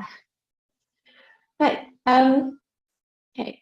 Now, before I start, I would like to kind of get an idea, and perhaps you can respond through your chat, which somehow I can't see if I were to turn on my slides. Yeah. Okay. You can just use your reaction icons, or you can just write on the chat page. Just to have an idea how many of you, and I'm sure that's a lot, how many of you have conducted action research? There will be a number of you who have conducted a lot of action research.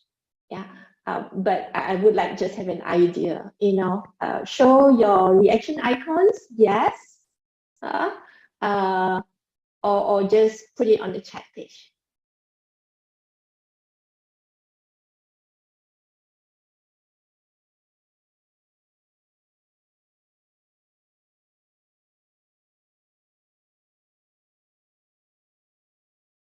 Somebody said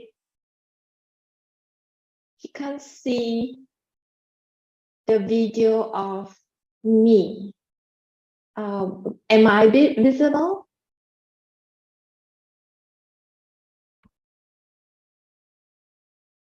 Okay.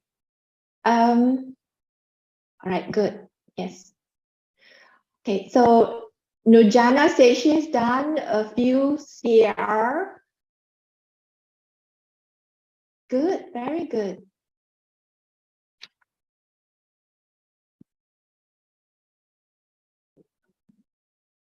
Yes, all right. So coming in, a number of you have clearly said that you have done CR, classroom action research.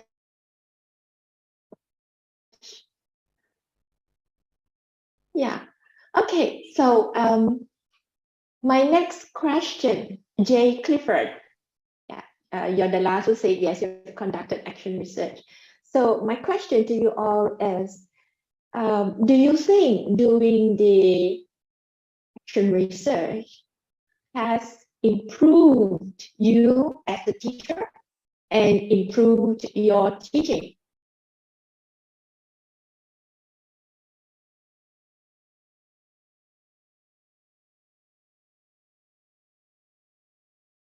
Yes, it does.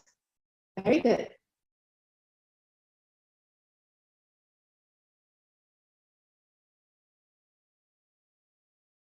Vanny said yes.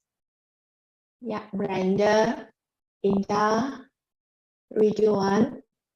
Yeah, I'm very happy to know that. And these two response from you actually indicated to me that there is enthusiasm and growing enthusiasm for classroom action research. Of course, like Professor Anburn said, there are of course certain criticisms about action research still, especially those conservative researchers, yeah, who do not think that action research, which is very qualitative in nature, not totally qualitative, but very qualitative in nature, may not be scientific enough. But I think with all our activities and all that, we really have proven or dispelled such preconceptions about classroom action research. So I'm going to share my screen now. And I think it's this one. Can you see?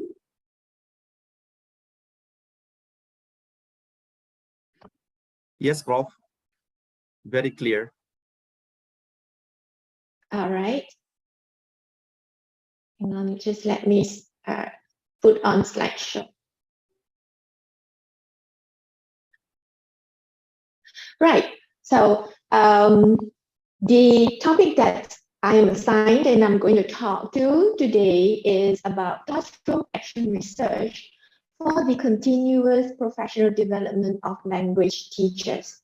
And within this topic, I am going to touch on the importance of CPD for language teachers first, the types of CPD and all that. And then after that, I'm going to link up CAR with CPD of language teachers.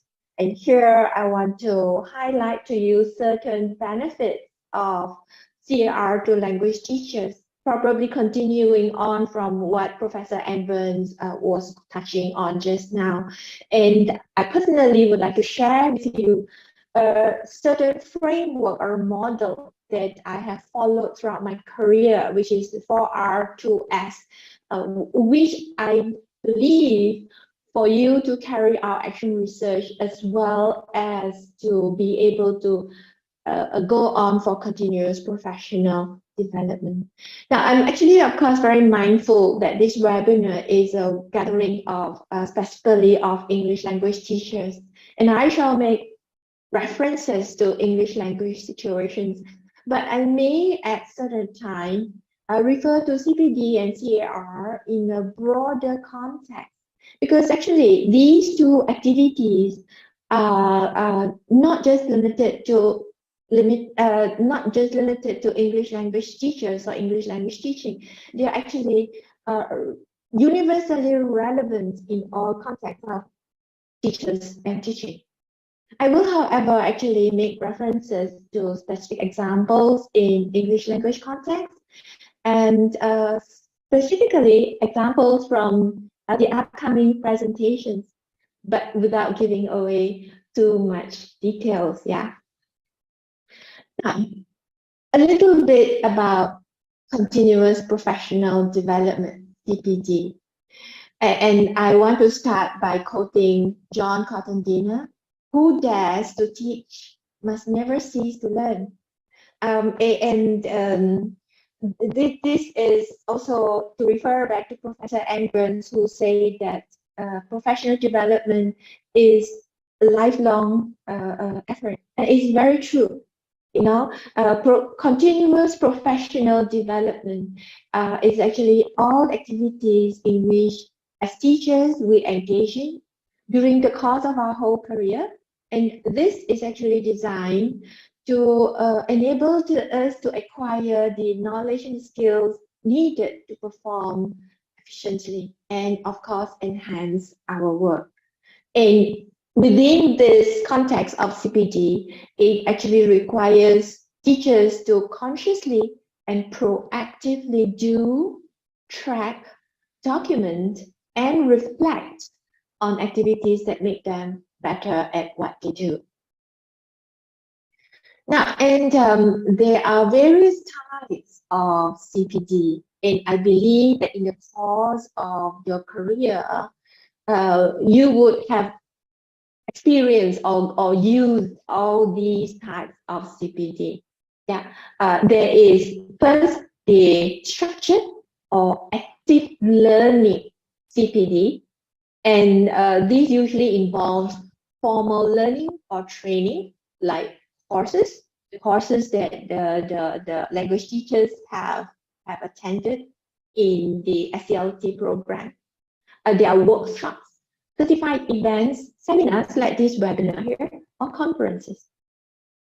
And of course, this kind of structured CPD can also take a form of practice-based learning or even learning on the job.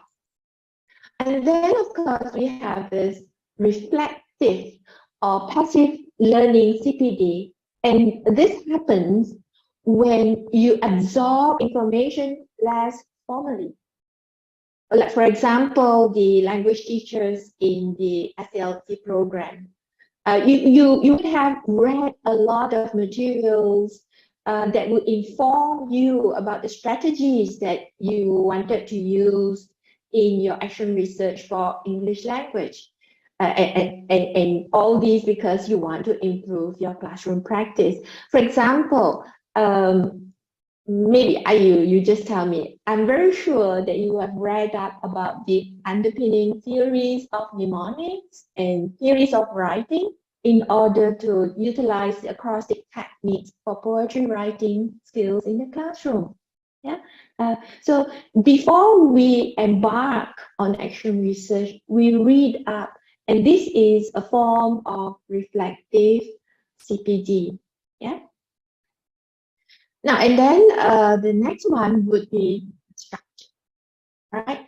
And structured, I think, is that form of CPD that is more lasting and it's more intrinsically motivated because it is self-directed CPD.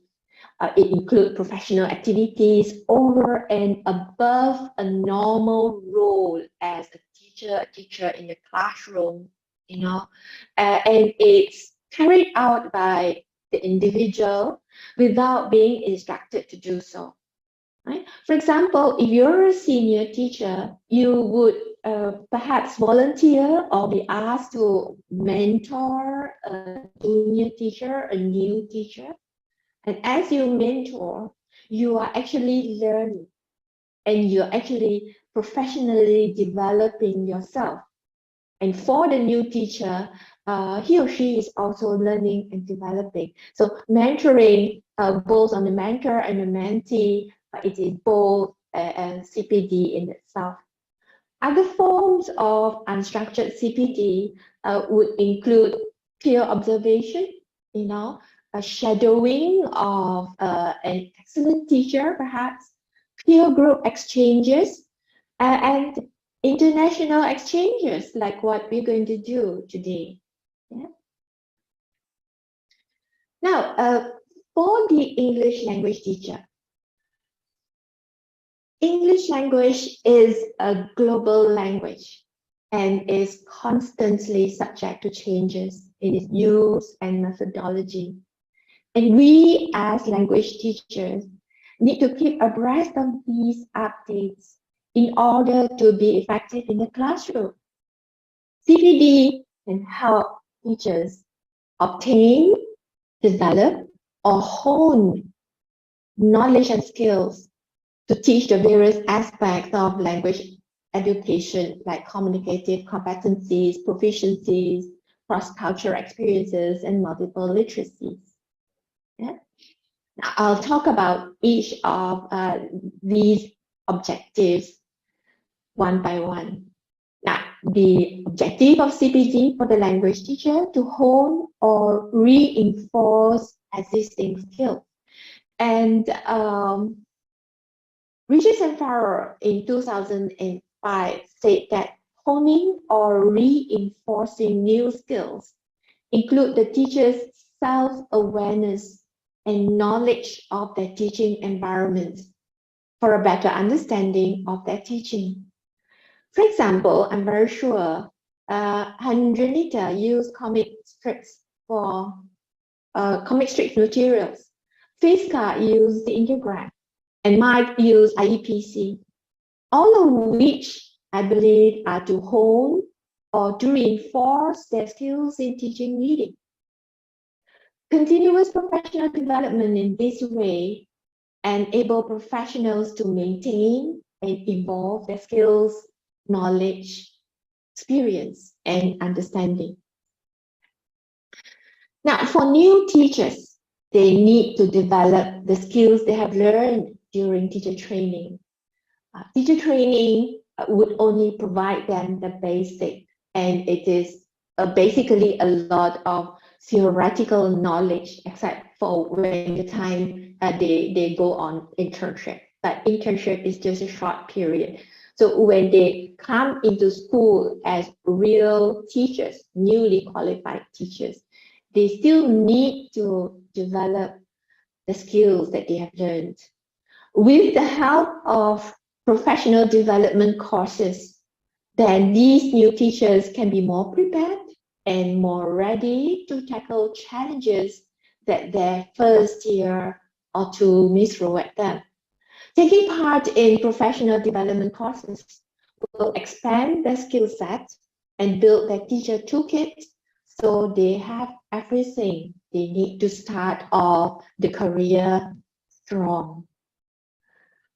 And the next objective of CPD would be to learn new skills. We may be seasoned senior teachers, but we are continuously and professionally developing, right? So of course, in this kind of situation, then there are always new things to learn, changes to face, and all that.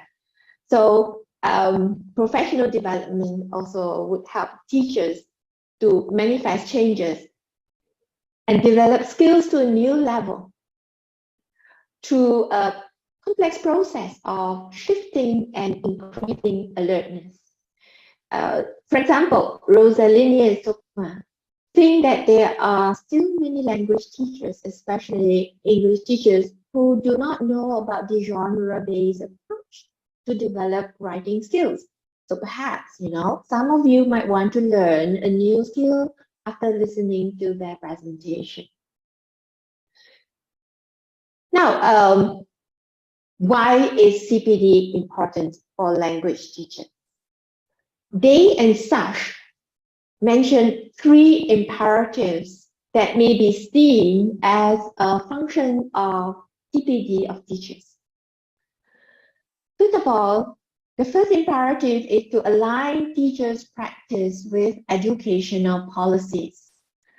Currently, teachers' CPD is being given increasing importance by all governments throughout the world, as it is seen as indispensable for responding to what Swafford calls it as the ever-changing needs of students in today's school. English language teaching, ELT, is a significant field due to the importance of English around the world. And English language teachers have to be updated with the policy changes and the innovations in their field. The rapid reforms in educational systems, such as new curriculum, compels language teachers to keep learning and developing, and it is only possible through CPD. Moreover, they and such also argue that the impact of globalization shapes the educational policies in general, and teachers' CPD in particular. So here, where educational change is constant, teachers always have to re-engineer their beliefs, attitudes, knowledge, and skills. The second imperative is to improve learning outcome. And I believe this was mentioned by Ibu Diandia when she mentioned about the importance of student achievement. Yeah, EFL teachers have to continuously keep themselves apprised of the development and changes so that they are able to achieve the standards to match the standards of teaching. And thirdly, it is to raise teacher prestige. A teacher who is of quality would be able to contribute to the growth of the prestige of the entire profession. Yeah. Now, I would like to come to the second part of my topic here, which is linking CR and CPD. For me, in my opinion, CR is CPD in two ways. It is actually both a process and a product. As a process, CR is considered a form of CPD activity. And I have given so many relevant examples earlier about how CR of language teachers participating in the SEAQIL core exhibits the essential elements of CPD. So CPD as a process. Now, as a product, CPD produces teachers who are professionally developed, and that is a product. Yeah. Now, in 2020, Sarima Shamugan and Shinapan observed that in Indonesia, CR appears to employ a critical and community-based approach as a form of the CPD process, whereas in Malaysia, for instance, action research is primarily a classroom-based research, which essentially develops the teacher professionally. Yeah. So, in a sense, then, whether it is a process or a product, the intention of CR and CPD share the same priority, that is to continuously improve teacher quality for improved student performance. CAR enables the English language teacher to take charge of their professional development to become better teachers and help students achieve their goal. Yeah. And CR actually has a lot of benefits, and one of which is to improve student learning. It helps your own professional learning. It helps to improve the quality of students' learning. Yeah. And through action research, the incremental improvement in skills would benefit the children under your care. And I believe that all the teachers who carried out CRR in the SEAQIL CAR program also do report improvements in their students' performance, don't you? Yeah. Now, the next benefit is empowerment. And empowerment have been mentioned today by Mr. Emil John as well as Professor Ann Burns. Mr. Emil John said the action research is evidence-based decision-making that is empowering classroom teachers, to carry out action research. And Professor Ann Burns said that classroom action research empowers teachers and benefits the classroom. All right. So now, and then of course, action research fosters change and improvement of the skills of teachers pertaining to the language pedagogies, the proficiencies, and the communicative competencies, as well as in multiple literacies. How? Through action research, as a teacher, you are able to hypothesize, test, and adopt innovative practices that are best suited to the needs of your student. Yeah. For example, I can see Endang tested the effectiveness of model-assisted discovery learning model to improve writing skills. And in the process, I believe that would change and improve her strategies for teaching writing accordingly.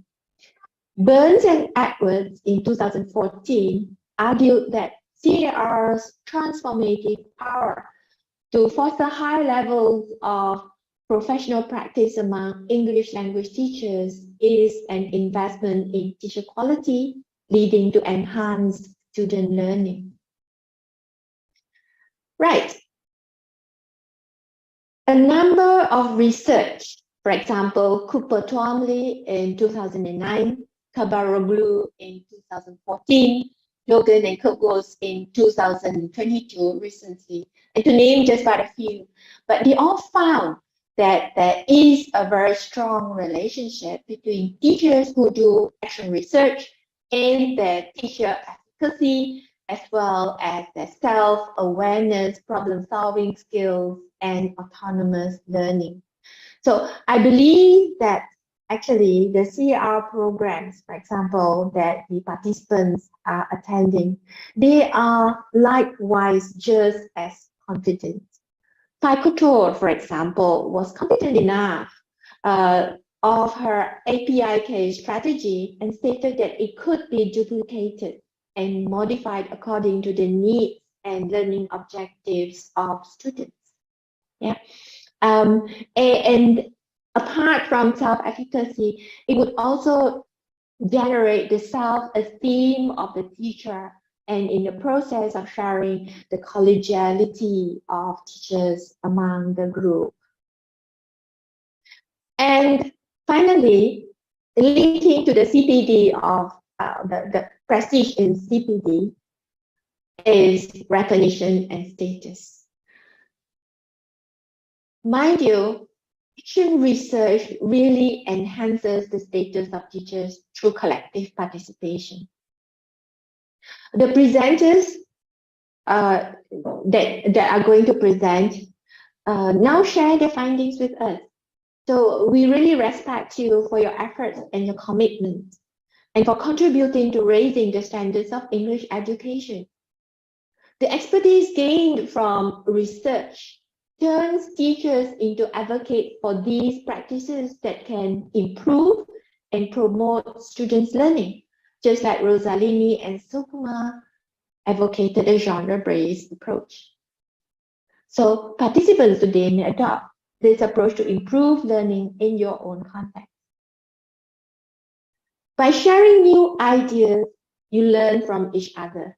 You become more recognized, more connected, and you broaden your perspective. You begin to view yourself as responsible leaders with a voice and duty of contributing to school matters. Action research promotes the development of a community of learners. It enhances the development of educational leaders and top-notch researchers. So there you are, the benefits of CAR, a lot. Yeah. Right, so next, I would like to share with you some essential features of conducting CAR that gleaned from my years of experience is a recipe for the language teacher's continuous professional development. At the same time, I also wish to address the critical matter of sustainability. Sustainability in carrying out CAR, not just carrying out one CAR for your whole lifetime of career, but continuously doing it. Sustainability in CPD, because Professor Anburn said that professional development is lifelong. But research shows that while CPD of teachers can be effective, it often is not. In 2018, a survey in England, where teachers typically take part in CPD at least once a week, showed that only 38% of the teachers agreed that CPD would enhance teachers' instructional capabilities. 38% is actually not a lot, considering the effort taken, each time for us to carry out CPD. So how can such sustainability be mainstream? So here, I would like to propose the salient features of conducting action research. I call it the 4R2S of action research. I also would like to argue that bearing in mind 4R2S when you do your CAR would sustain your language teacher's practice toward change, continuous improvement, and continuous professional development. And they are relevant, reflective, realistic, refined, and sharing and support. And I like to show this visual because I always feel that as we teach, we learn. And that is how we continuously progress and we never stop learning. So I will explain each of the features in turn, and I'll start with relevant. I would like to ask you, whose agenda drives your research? Do you carry out your research upon the instruction of your organization? Or is it at your own initiative? But regardless of actually who drives research, although it's a question which I hope you will seriously think about, yeah. But regardless of who drives research, you must always bear in mind that research must always not be merely about going through the motions of it. It must always be relevant to what you, the teacher, are doing. Now, I like to relate to Professor Anburns, who at one point talked about finding a focus in your action research. Now, I believe that if it is relevant to your teaching, the focus is already there in the classroom. Yeah. When it is your agenda that drives research, the inquiry becomes more relevant because you are the language teacher. In the classroom, you face such a lot of dilemma, the problems that Prof. Anburns mentioned. And all these dilemmas related to the process of teaching and learning. And all these are worth researching. For example, Alina teach writing skills to students in the classroom. So doing an action research using process-based research is very relevant and is actually part of her teaching duties. So when you initiate inquiry to areas relevant to you, you are more motivated to carry out because it would produce beneficial results. Now, the second R is reflective. Your research purpose address your need to know. Yeah. All those presenters who did research, they, I believe, have already gone through the action research cycles that include the act of reflection. And as you carry out your practice, you also do have questions like what made me list it down? How did my students perform today? Did they learn? What did I learn? How can my next lesson be better? So these are the questions that constantly go through your mind. And this constitutes reflection on action and reflection in action, which according to Shern is thought turning back on itself, thinking what we're doing as we do it, setting the problem of the situation anew, and conducting an action experiment on the spot, and also try to change the situation for the better. As reflective practitioners, then, the teacher achieves greater ownership of the practice by becoming systematically self-evaluative. Next, realistic. And this also has been mentioned by Prof. Edwards. Yeah, you should set yourself a realistic goal. Do a research that is doable in terms of the scope and the breadth. Don't overdo the scope, Prof. Edwards said, and you should heed her. Yeah, it should not take up too much additional time from you.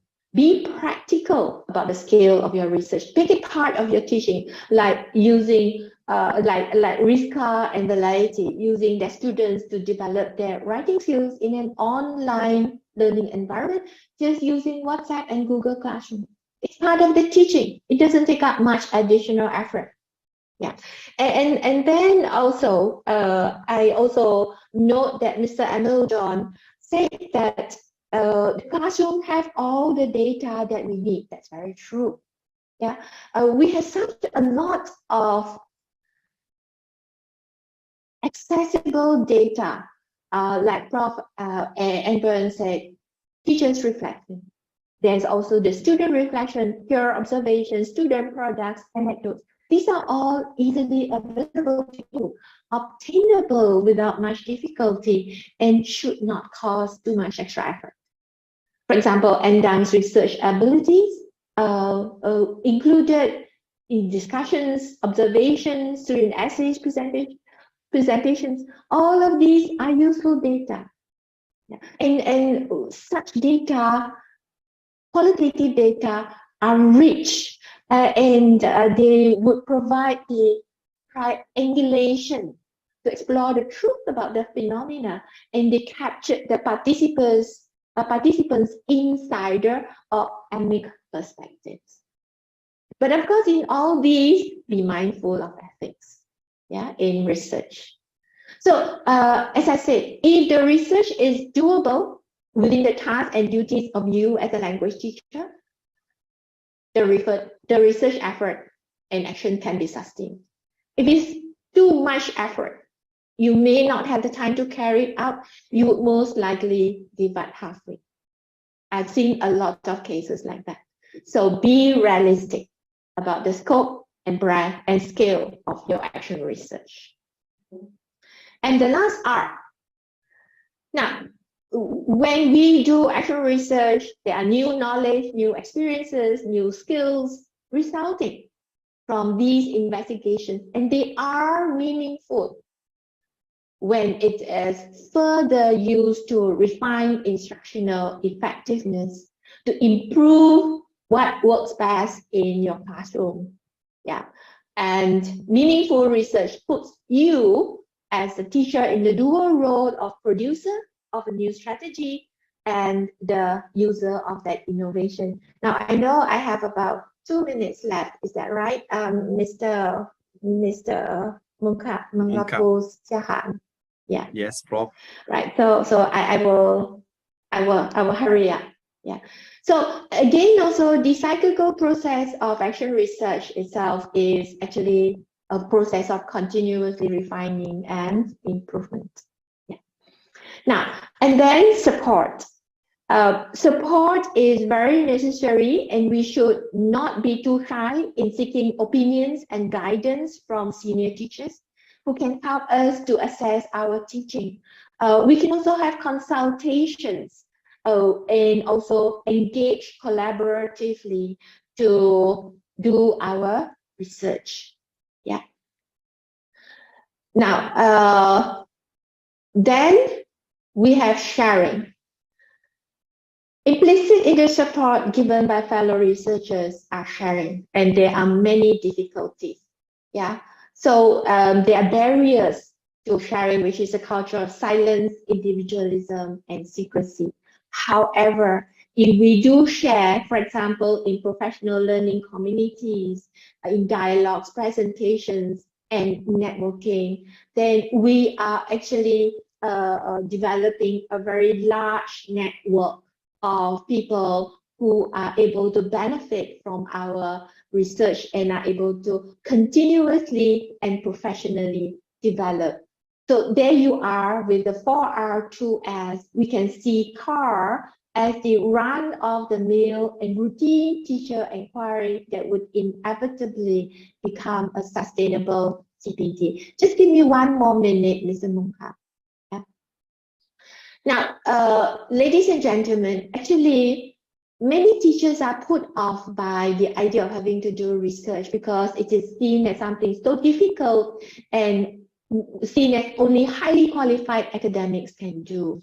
But here I want to show you that with 4R2S, you can really do CR on your own.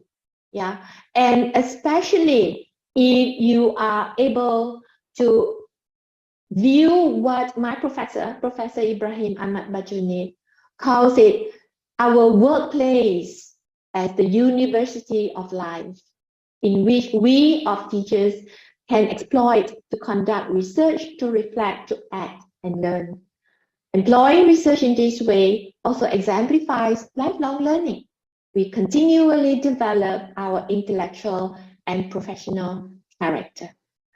Finally, I would like to say that we must not be enslaved within the limited phenomena and understanding as educators, because the human social capital, our students, that we develop would be as limited as we are.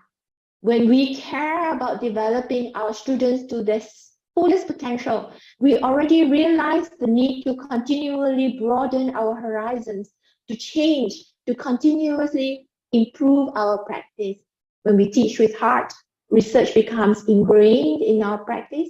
We realize that it is ongoing research and development that drives change and continuous improvement and enhance professionalism and quality learning. Thank you. I'm sorry I took up more than 40 minutes. Wow. Thank you very much, Prof. Goh Lê Hoa. It's a very interesting presentation. There are some headlines I have put on my brainstorm. I believe the knowledge you share will be significant for us, the participants, and that we will apply to improve our knowledge to serve our students at the schools and the universities. Thank you very much, Professor Goh Lê Hoa, for giving the informative presentation for all of us. Now, I will serve this time for the participants again to write down your questions on the chat that have served by the committee.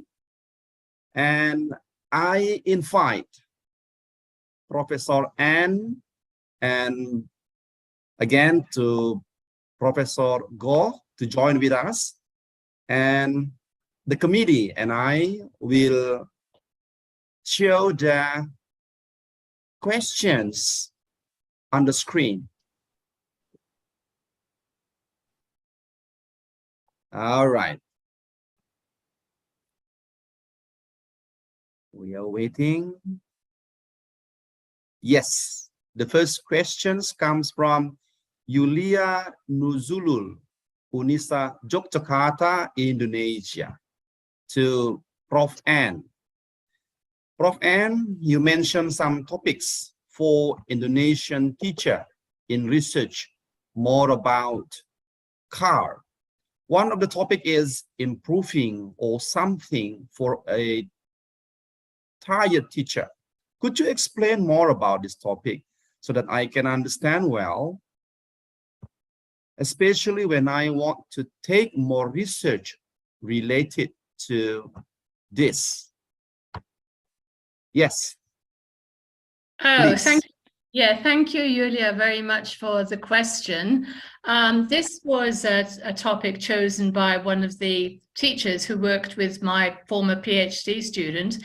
And I think it went back also to her personal situation, because she had a lot of family responsibilities. She was working in different schools. And so the additional work from those schools was something that she was finding quite hard to cope with. So I think what she wanted to do was to find some materials that she could use or adapt with the different students. So rather than just using the textbook, each time, or being very rigidly using the textbook, she tried to identify the materials that she thought would excite and motivate the students across the different schools.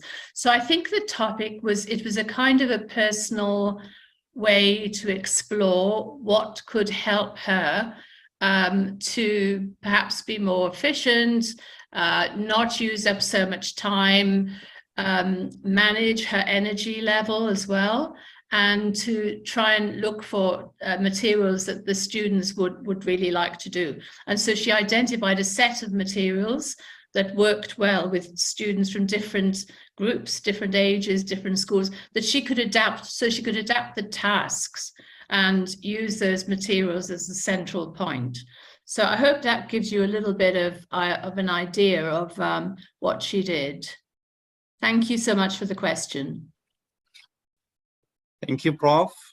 So committee, will you show us the next question, please?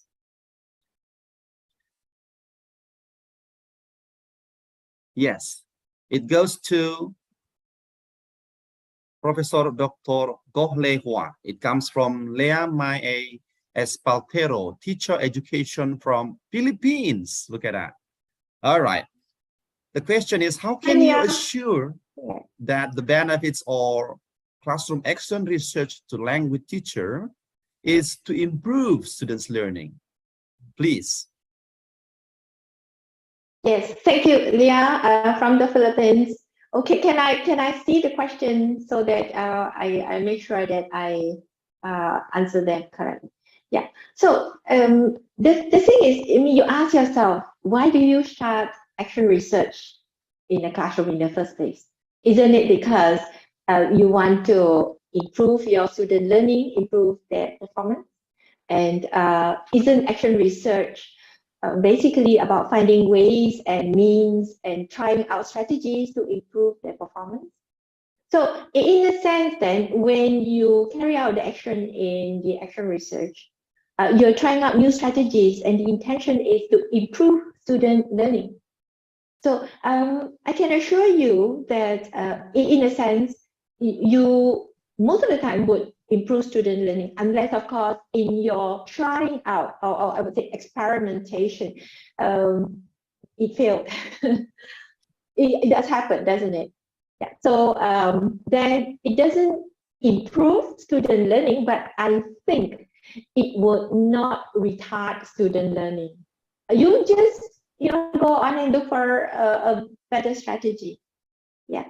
Basically, the intention of the teacher to carry out action research is to improve student learning. I hope I answered your question.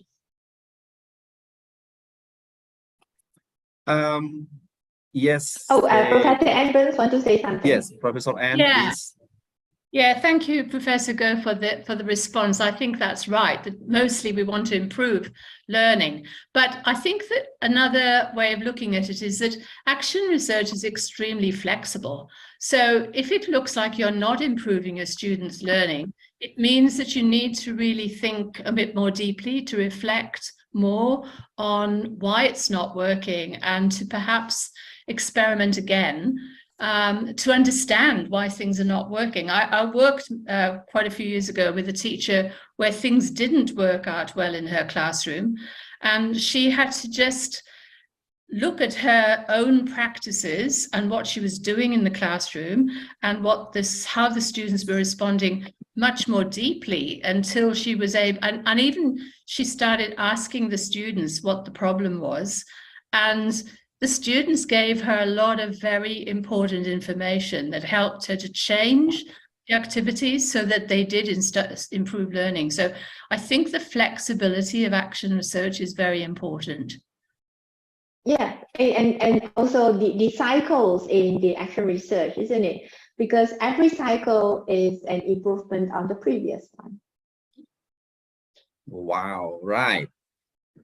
That's an amazing response, answer from the speakers. Okay, committee, will you show us the next question?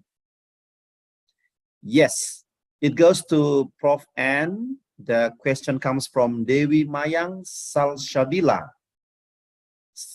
Female Kitab in Science Indonesia. The question is, should the implementation of classroom action research always be done in 2 cycles? What if the student's ability does not improve after the implementation of the research? It's a very good question. Please, Prof. Yeah, this is an excellent question. Thank you, Dewi, from Indonesia. This is really good. And I often get asked this question, how many cycles? And there is no answer to this question, because the model that I showed you shows 2 cycles, but that is just to show that the cycle is one that you can go around again. It's a dynamic cycle, so you can repeat it.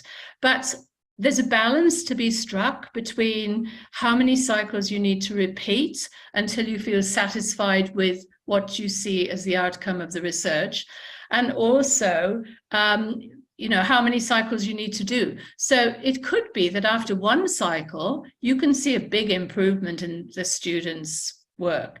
And that is enough to satisfy you that you can continue to do your teaching.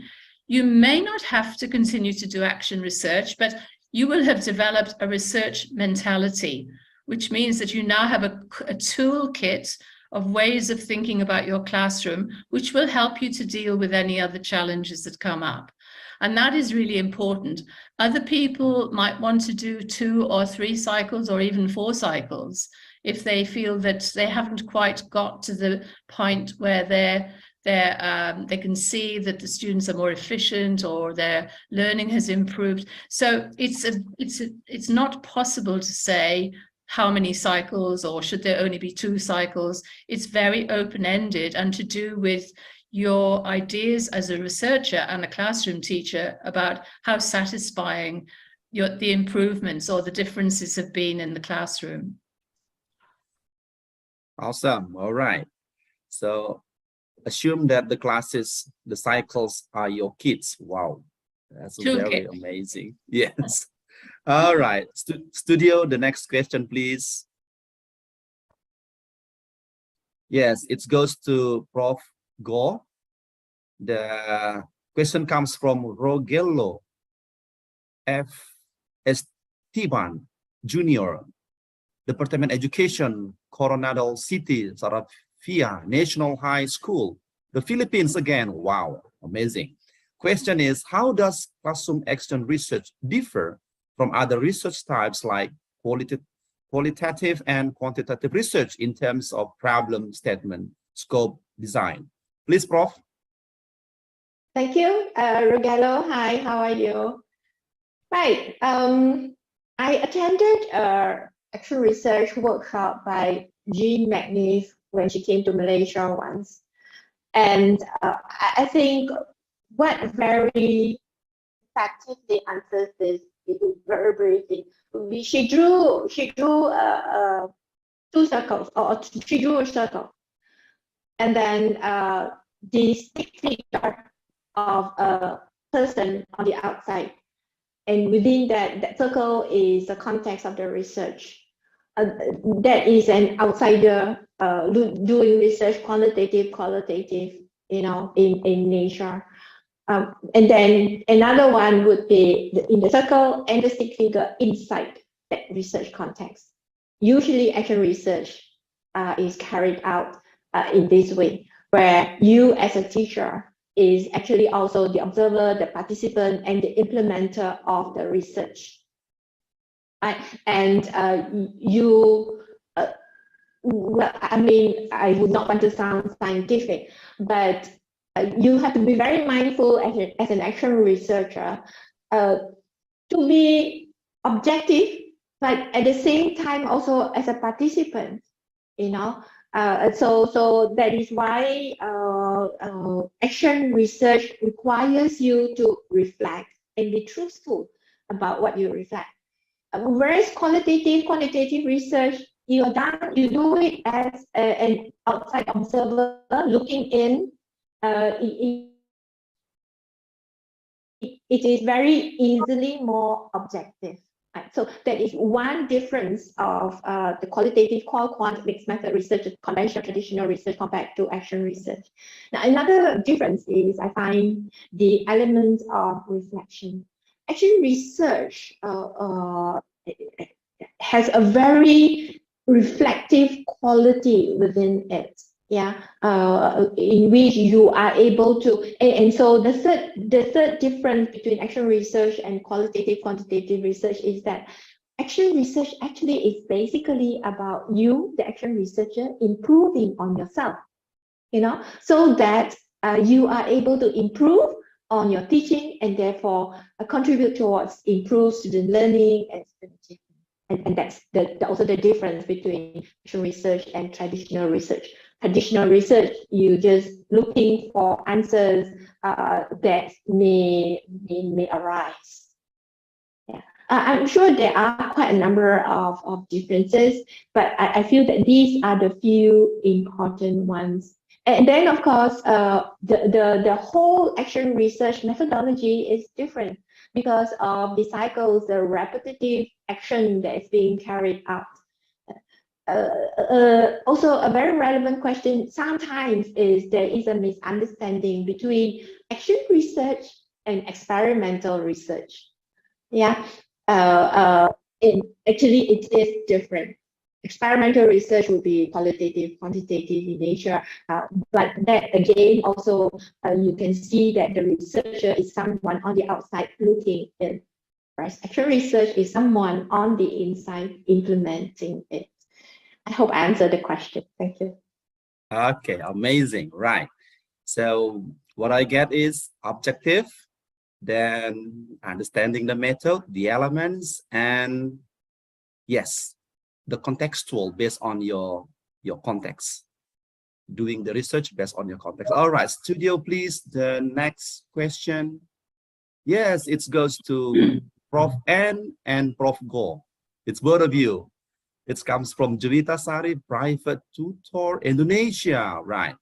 The question is it possible to conduct action research in English language teaching in a month, then with less participations, example about less than 20 students? Is it possible to use Google Forms for observe the data? Please, I think Prof. N first, then to Prof. Go. Time's yours. Thank you, Juwita, for this really interesting question. I think my answer to the first one is yes, because action research can be short-term if you want it to be. Obviously, you're not going to learn so much in a month as you would if you did a more extensive piece of research, but it is still worth experimenting and trialing and thinking and reflecting, observing, collecting evidence in your classroom. So for many teachers who may have no experience of research at all, it could be a very, very useful form of professional development just to try out something for a short time, keep it small, keep it simple, and see what happens. And that might inspire you to go on and look at things or discover things in a much deeper way that you can then take into a bigger project if you want to do that. So I think it's important to say that you can do a very short piece of research. And in any case, it should be kept focused and straightforward and realistic, as Professor Go was suggesting in her, in her talk. And then the other one about the number of students. What we do in action research is we don't use controlled samples. So what we're doing is dealing with reality of the classroom. So if your classroom reality is, I have 20 students in my class, those are the participants. Those are your daily participants, your students that you work with in a natural environment every day. And it is worth looking at and investigating that situation because you want to improve it in some way. So we're not really concerned about numbers of students. When I showed you the example from Peter's classroom, you probably saw that there was quite a small number of students. I think it was about 16 or something, but that doesn't matter because those were his students and those were the students that he wanted to help out and to help them achieve much better IELTS results. And he did. So, you know, that was an important piece of research. And then the last question, I think you're going to have to remind me of the last question that Juita asked. It is, sorry, I can't see the question. Yeah, so. well, Is it possible to use Google Forms? I would say yes. You know, using readily available templates like Google Forms could be extremely valuable. It saves time. A lot of the teachers I've worked with have used all these technological resources which are available to us now. So yes, use the things that are readily available to you in your classroom as sources of data and ways to collect data. It's an important point because it means that you're not giving yourself an extra burden of creating additional data tools. And I always say to teachers, use the things that are already available as resources in your classroom as sources of data. And I think Professor Go mentioned that too. Thank you. Please, Prof. Go. Okay, yeah, I think Prof and Ben have really answered very clearly about that. So I'll just add on. The timing is actually not a very important consideration. It depends on you as a teacher. How much time do you need to carry out an action in order to see the results? It could be 1 day, 1 week, a couple of weeks, 1 month, or half a year. Sometimes, for example, if you're a teacher and then you want to implement a unit of the lesson, and you know that that unit of the lesson can be carried out in 1 week, 3 weeks, then plan. As an experienced teacher, you should be able to plan that amount of time. Yeah, again, I repeat, be realistic. I noticed, Juita, you're a private tutor, so perhaps you have a very small group of students. Yeah, so if you have 5-6 students in your group, then use the 5-6 students. It need not be 20 students. However, I feel that doing actual research on too large a group may not be so effective. Yeah, because really, true research is about improving your students, and if a very large group, it can be quite unwieldy, and you may face problems in that. Yeah. So and I have seen actual research done on just one single student. All right, you just want to try out an action on a problem that you face with when you're teaching one student, a group of students, or yeah, maybe a fairly large group, right? And the Google form is a very useful way of storing data, collecting data, and storing data. If you have a friend, for example, whom you invite in to observe your teaching, then your friend can always input the data into the Google form and you can access it when it's being shared with you. You can also, collect so much other types of data from Google form, like putting a survey there if you like, right? Or make a quiz for your student to take, and you can use that quiz result as data as well. I hope that supports what Prof. Ann said. Thank you. Thank you, Prof. Ann and Prof. Go. I think everybody has their own understanding about your explanation. Yes. Next question goes to Prof. Ann Burns. It comes from Uzlifatul Masruro Isnawati, Universitas Islam Lamongan, Indonesia. All right. The question is, I still got confused in distinguishing car and experimental research. What substantial things make them different? Thank you so much. Please, Prof. I think this follows very nicely from the previous question, which Professor Go addressed. Thank you, Stefan. It's really very useful. And actually, it's an important question because when teachers who are not familiar with research are asked to say what action research is about, they often will say things like experiments in laboratories, making sure, being like a scientist, using control and experimental groups. And this is true, and it's a type of research that you can certainly do, and it's been done a lot in the field of language teaching, particularly from a more psychological perspective. But it's only one way of doing research, and we've been talking more about a research which is an insider research. So as Professor Go said earlier, first of all, experimental research is done from the perspective of an outsider. So that person may have nothing to do with the classroom or the context, or even know much about the syllabus or the curriculum or the cultural expectations in that context. And then the researcher might come in and decide that they want to control any variables that might affect the question that they're asking. So you might be asking, does group work cause more effective learning? So they will take out any possibility that group work is not going to be used in the classroom. They will then have a control group and an experimental group. So the control group would be one where group work is not used, and the experimental group would be one where group work is used, and they would compare the results. They would probably match the students very evenly, and the students may not even be from their normal classroom.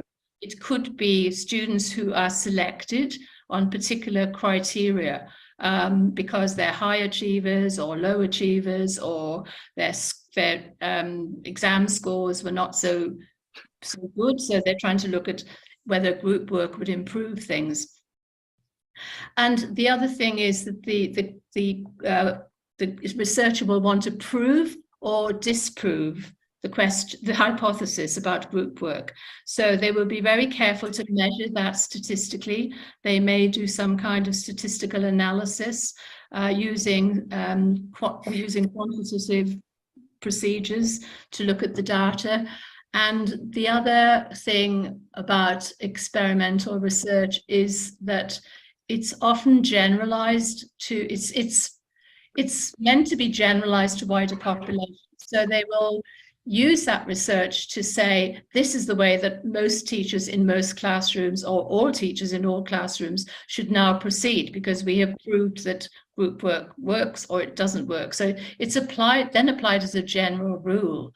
But I think, as we've been talking for quite some time in action research, we're looking at self-improvement on the part of the teacher, and also what the implications are for the classroom learning.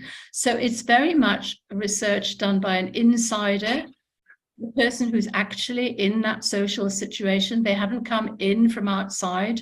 They're very familiar with the context, and they know all the kinds of things that might have an impact on the way that teaching and learning are taking place. So it's a different way of thinking about research completely. And I'll stop there because I could go on for a long time, but it's probably enough. Thank you, Prof. N. Okay, so the next question goes to Prof. N and Prof. Go. So it comes from Handrianita AM, the teacher from SMP Negeri 1 Latoma, Indonesia. There are two questions. Number one is, there are a lot of opportunities for teachers conducting CAR in their classroom. Could they do this independently as part of CPD without any interference from outsider? And the second question is, does curriculum setting like time allocation limit CAR cycles? Please, Prof. N first. Yes, I'm just looking at the second one. Does curriculum setting like time allocation limit? Oh, okay. Right. Yes, of course, one can do action research independently. That's absolutely fine. And a lot of teachers, and I think even some of the responses to Professor Go's question indicated that people in the audience have done it independently, just for their own professional learning, their own professional development. So it certainly is possible to do that and to try out action research yourself without external support or without other people doing it with you. But I think you learn a lot from having other colleagues who are interested. So I'm quite, excuse me, enthusiastic about the idea of collaborative action research, people working in a community and in a collective way. I'll have to have some water. Please. In a more collective way, so that you can share your ideas with other people. I found in the action research that I do with teachers here in Australia that often a teacher who's doing action research will describe what they're doing, and another teacher will say, oh, but you could try this, or maybe those materials would be better, or have you heard about this technology that students might really learn other things from using that technology. So having a colleague or another person to do that is a huge bonus, I think, because you can bounce ideas off each other. Also, just referring to Professor Go's idea about sustainability, this has been something extremely important to me. And what I've learned about doing action research for, I don't know, 25 years now, a long time, is that teachers can do action research on their own, but unless they're working in an educational climate which is conducive to action research, they can face a lot of barriers. So the sustainability of the research, for me, also comes down not just to the individual teachers who are doing it, but the organization that they're working in. And sustainability has to go all the way up the educational system. So one would hope that the sustainability is supported more generally by the principal, the senior teachers, the colleagues in the school, even if they themselves are not doing action research. You would hope that the climate of the organization will support the teachers so that they feel recognized and acknowledged for the work that they do. And actually, I'm going to do a little bit of self-publicity. I've just published a book. I don't know if you can see it. I don't think you can see it. I've just published a book with two other colleagues, which is called Sustaining Action Research. And this is a practical guide for institutional engagement, because what I've learned over so many years is that it's really great to help teachers, to give them information about how to do action research, but it's even more important for continuing professional development if their organizations are somehow supporting it and fostering it, encouraging it, within the whole school, because it has a huge and enormous benefits for that school. The quality of teaching and learning will improve dramatically if people are given a time and a place and encouragement and support to do their research. So I might stop there because I've taken quite a long time, and I perhaps let Professor go on the second part of the question. Awesome. Yeah, All right. Can I see the question again, Mr. Mukhtar? Yes. Yeah, so perhaps I'll look at it from another perspective. Could they do it independently as part of seeking without interference? I know the negative connotation of interference from outside, and I'd like to relate it to my discussion earlier about relevance and whose agenda drives the research. If, let's say, someone from the top instruct you to do research and tell you you're supposed to do it like that, and you can do it this way and that way. Yeah, so it can be a little bit problematic, because then you yourself as a teacher would really know what is best for you to do in the action research and not somebody else. Yeah. So again, then I would say that you don't need interference from outsiders like that, because you'll be more disruptive. However, I do agree with Prof. Anvers. You can do it independently, but I always feel that in research, there are a lot of questions, uncertainties that you need clarification. And when you have a certain measure of support and sharing, that means you're not doing it independently, I think you will be more effective in your research. That's how I feel. Now, the other one I think is about the time limit. When you do action research, as I say, it has to be relevant, and therefore you have to do it in the context of your action research, of your classroom teaching and learning. So the time limit is how long you teach in the lesson in the classroom. Yeah, do not stretch yourself over much by creating a special situation in order just to carry out a specific classroom action research. For what? Because you are instructed to do so? No, right? I think it is better that you carry out action research during the time that you take to do your teaching, because you want to improve on your teaching, because you want to improve on your students' performance and achievement. I hope I answered the questions. Excellent. Okay. I believe the answers arrive to the people. All right. So studios, do we still have question? All right. So it goes to Prof. Ann and Prof. Go. It comes from Mike Opmawati from SMA Negeri 10, Senior High School, Government Senior High School 10 at Solok Selatan, Indonesia. So the question is, how can we do collaboration in AR? Should it be in the same problem or case? Because our context can be different from our partner later. Will you please, Prof. Ann? Yes, thank you for the question, Mike. It's a really very good question. Yeah, should it be the same or different?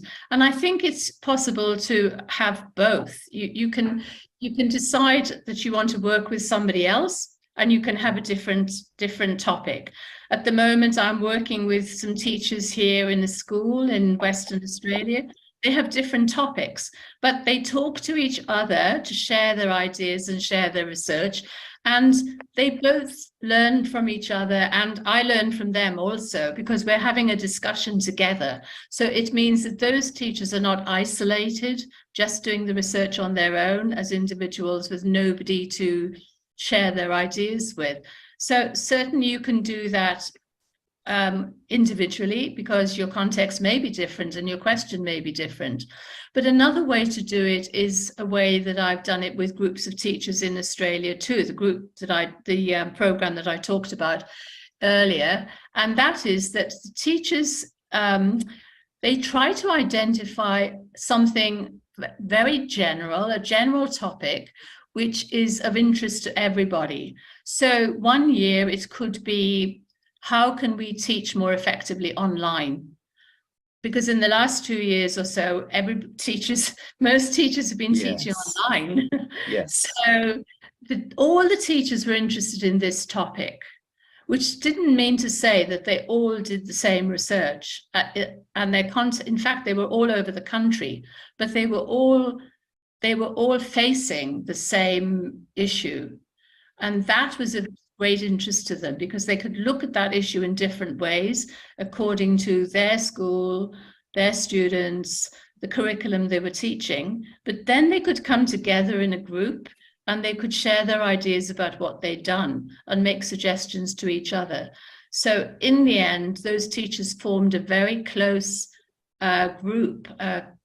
collective group of teachers who were in a kind of professional learning collaboration, and that was extremely effective for them.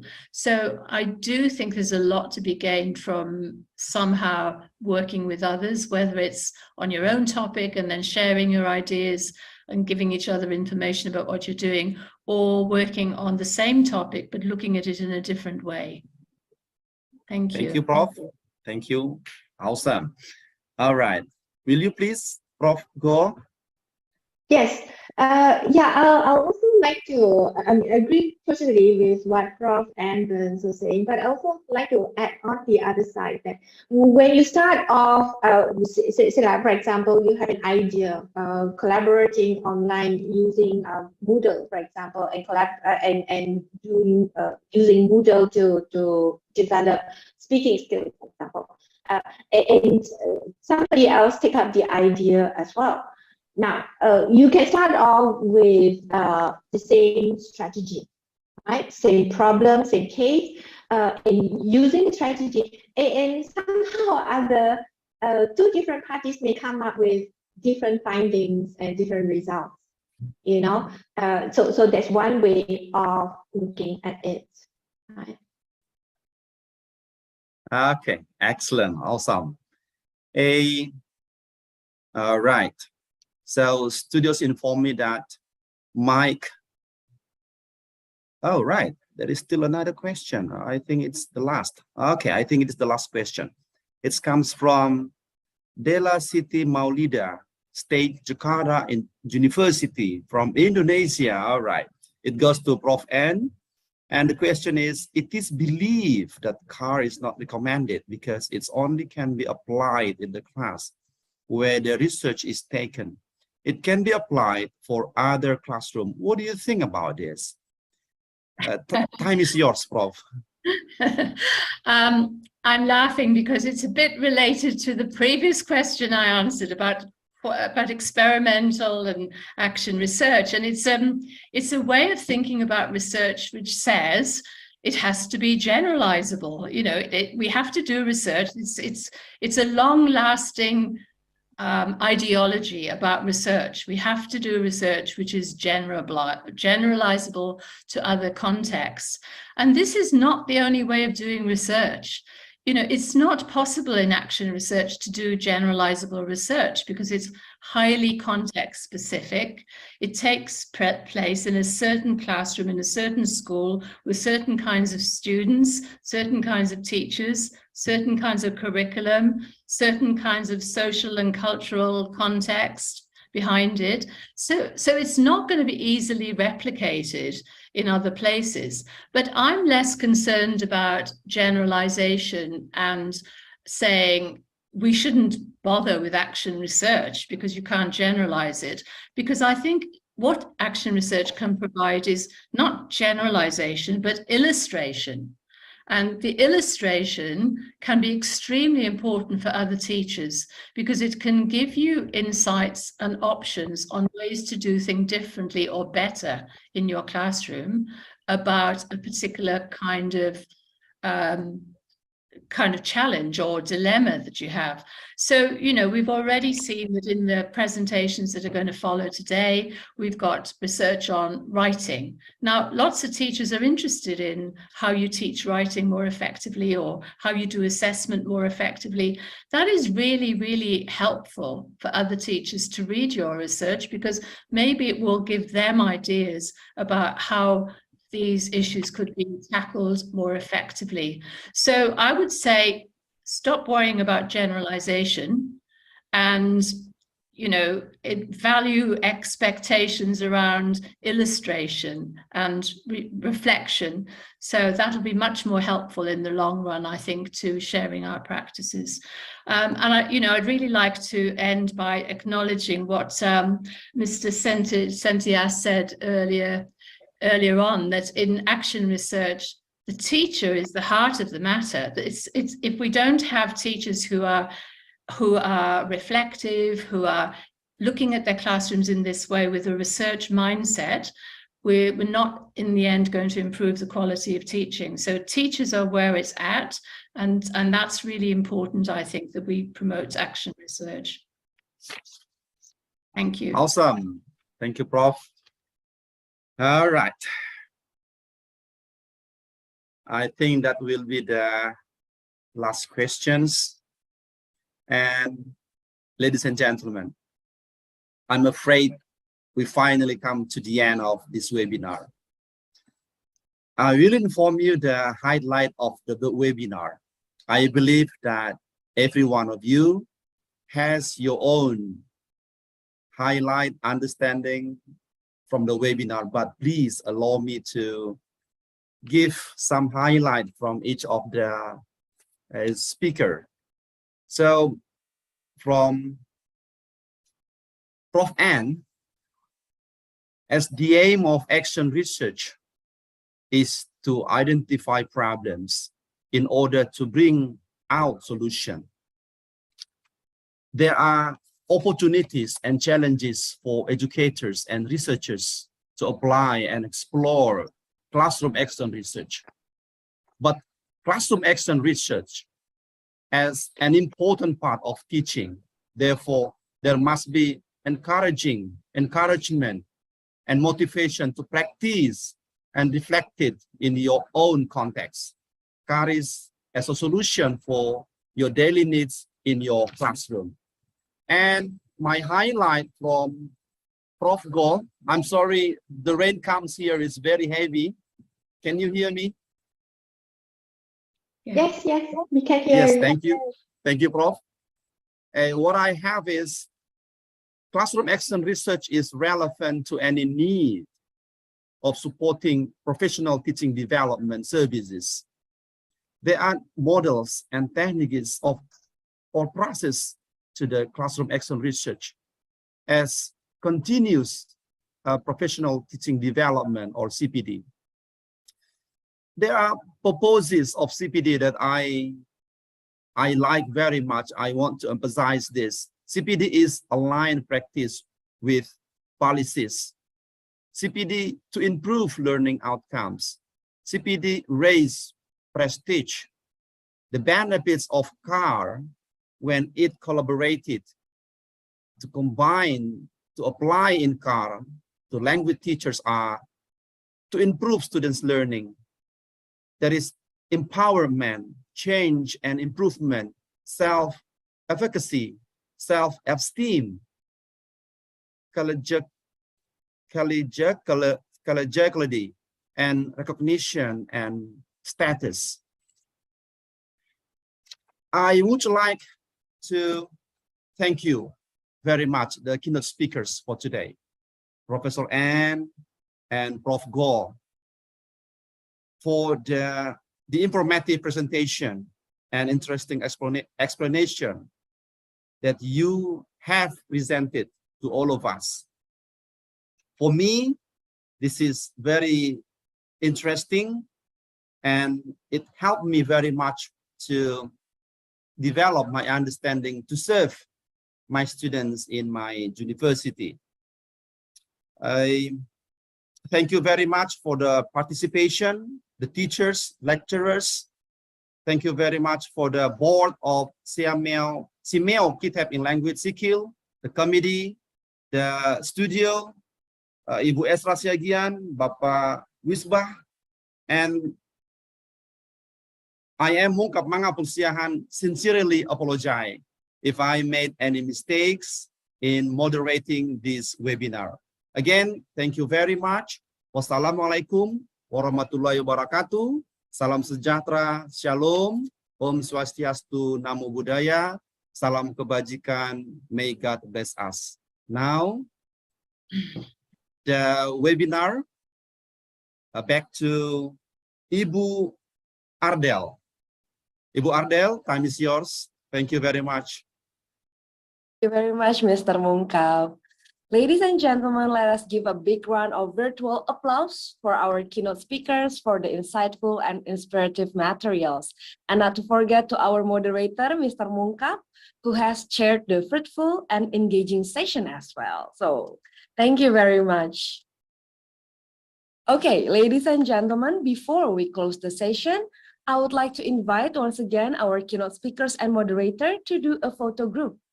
So to Professor Burns, Professor Go, and Mr. Mungkap, kindly put on your best smile for this group photo session.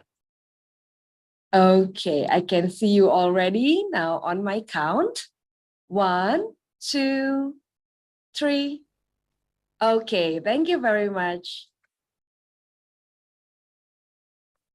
So ladies and gentlemen, now we have come to the end of the first day of the webinar. To all Zoom participants, I would like to remind you that SEAQIL will provide e-certificates for those who attend the webinar for 2 days, confirmed by the attendance list data, and fill out the webinar evaluation questionnaire. So for those who have not submitted the attendance list yet, kindly fill in the form using the link which are provided in the chat box. And please be informed that tomorrow's session will start at 8 a.m. Jakarta time, and the Zoom will be open 30 minutes before the event starts. Tomorrow, there will be 11 teacher presenters who are going to share their car results in the parallel sessions. So, thank you very much once again for your active participation today, and see you tomorrow.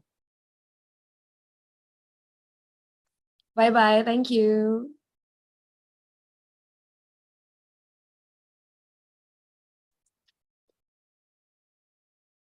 Thank you, Mbak Ardel. Thank you, everybody. Bye. Bye. Enjoy the webinar tomorrow. Thank you, everybody. Thank you so much. Thank you so much. Don't forget to take pictures ya. Dapat mau foto. Foto, Mbak. Take pictures. Okay, we can take a picture right now. I hope the participants open the camera. Okay, let me count. 1, 2, 3. Okay, once again, maybe. 1, 2, 3. Thank you very much, ladies and gentlemen, and see you tomorrow. Bye. Thank you so much. Bye, everybody. Bye, Thank you. Thank you so much. Thank you so much. Thank you so much for today.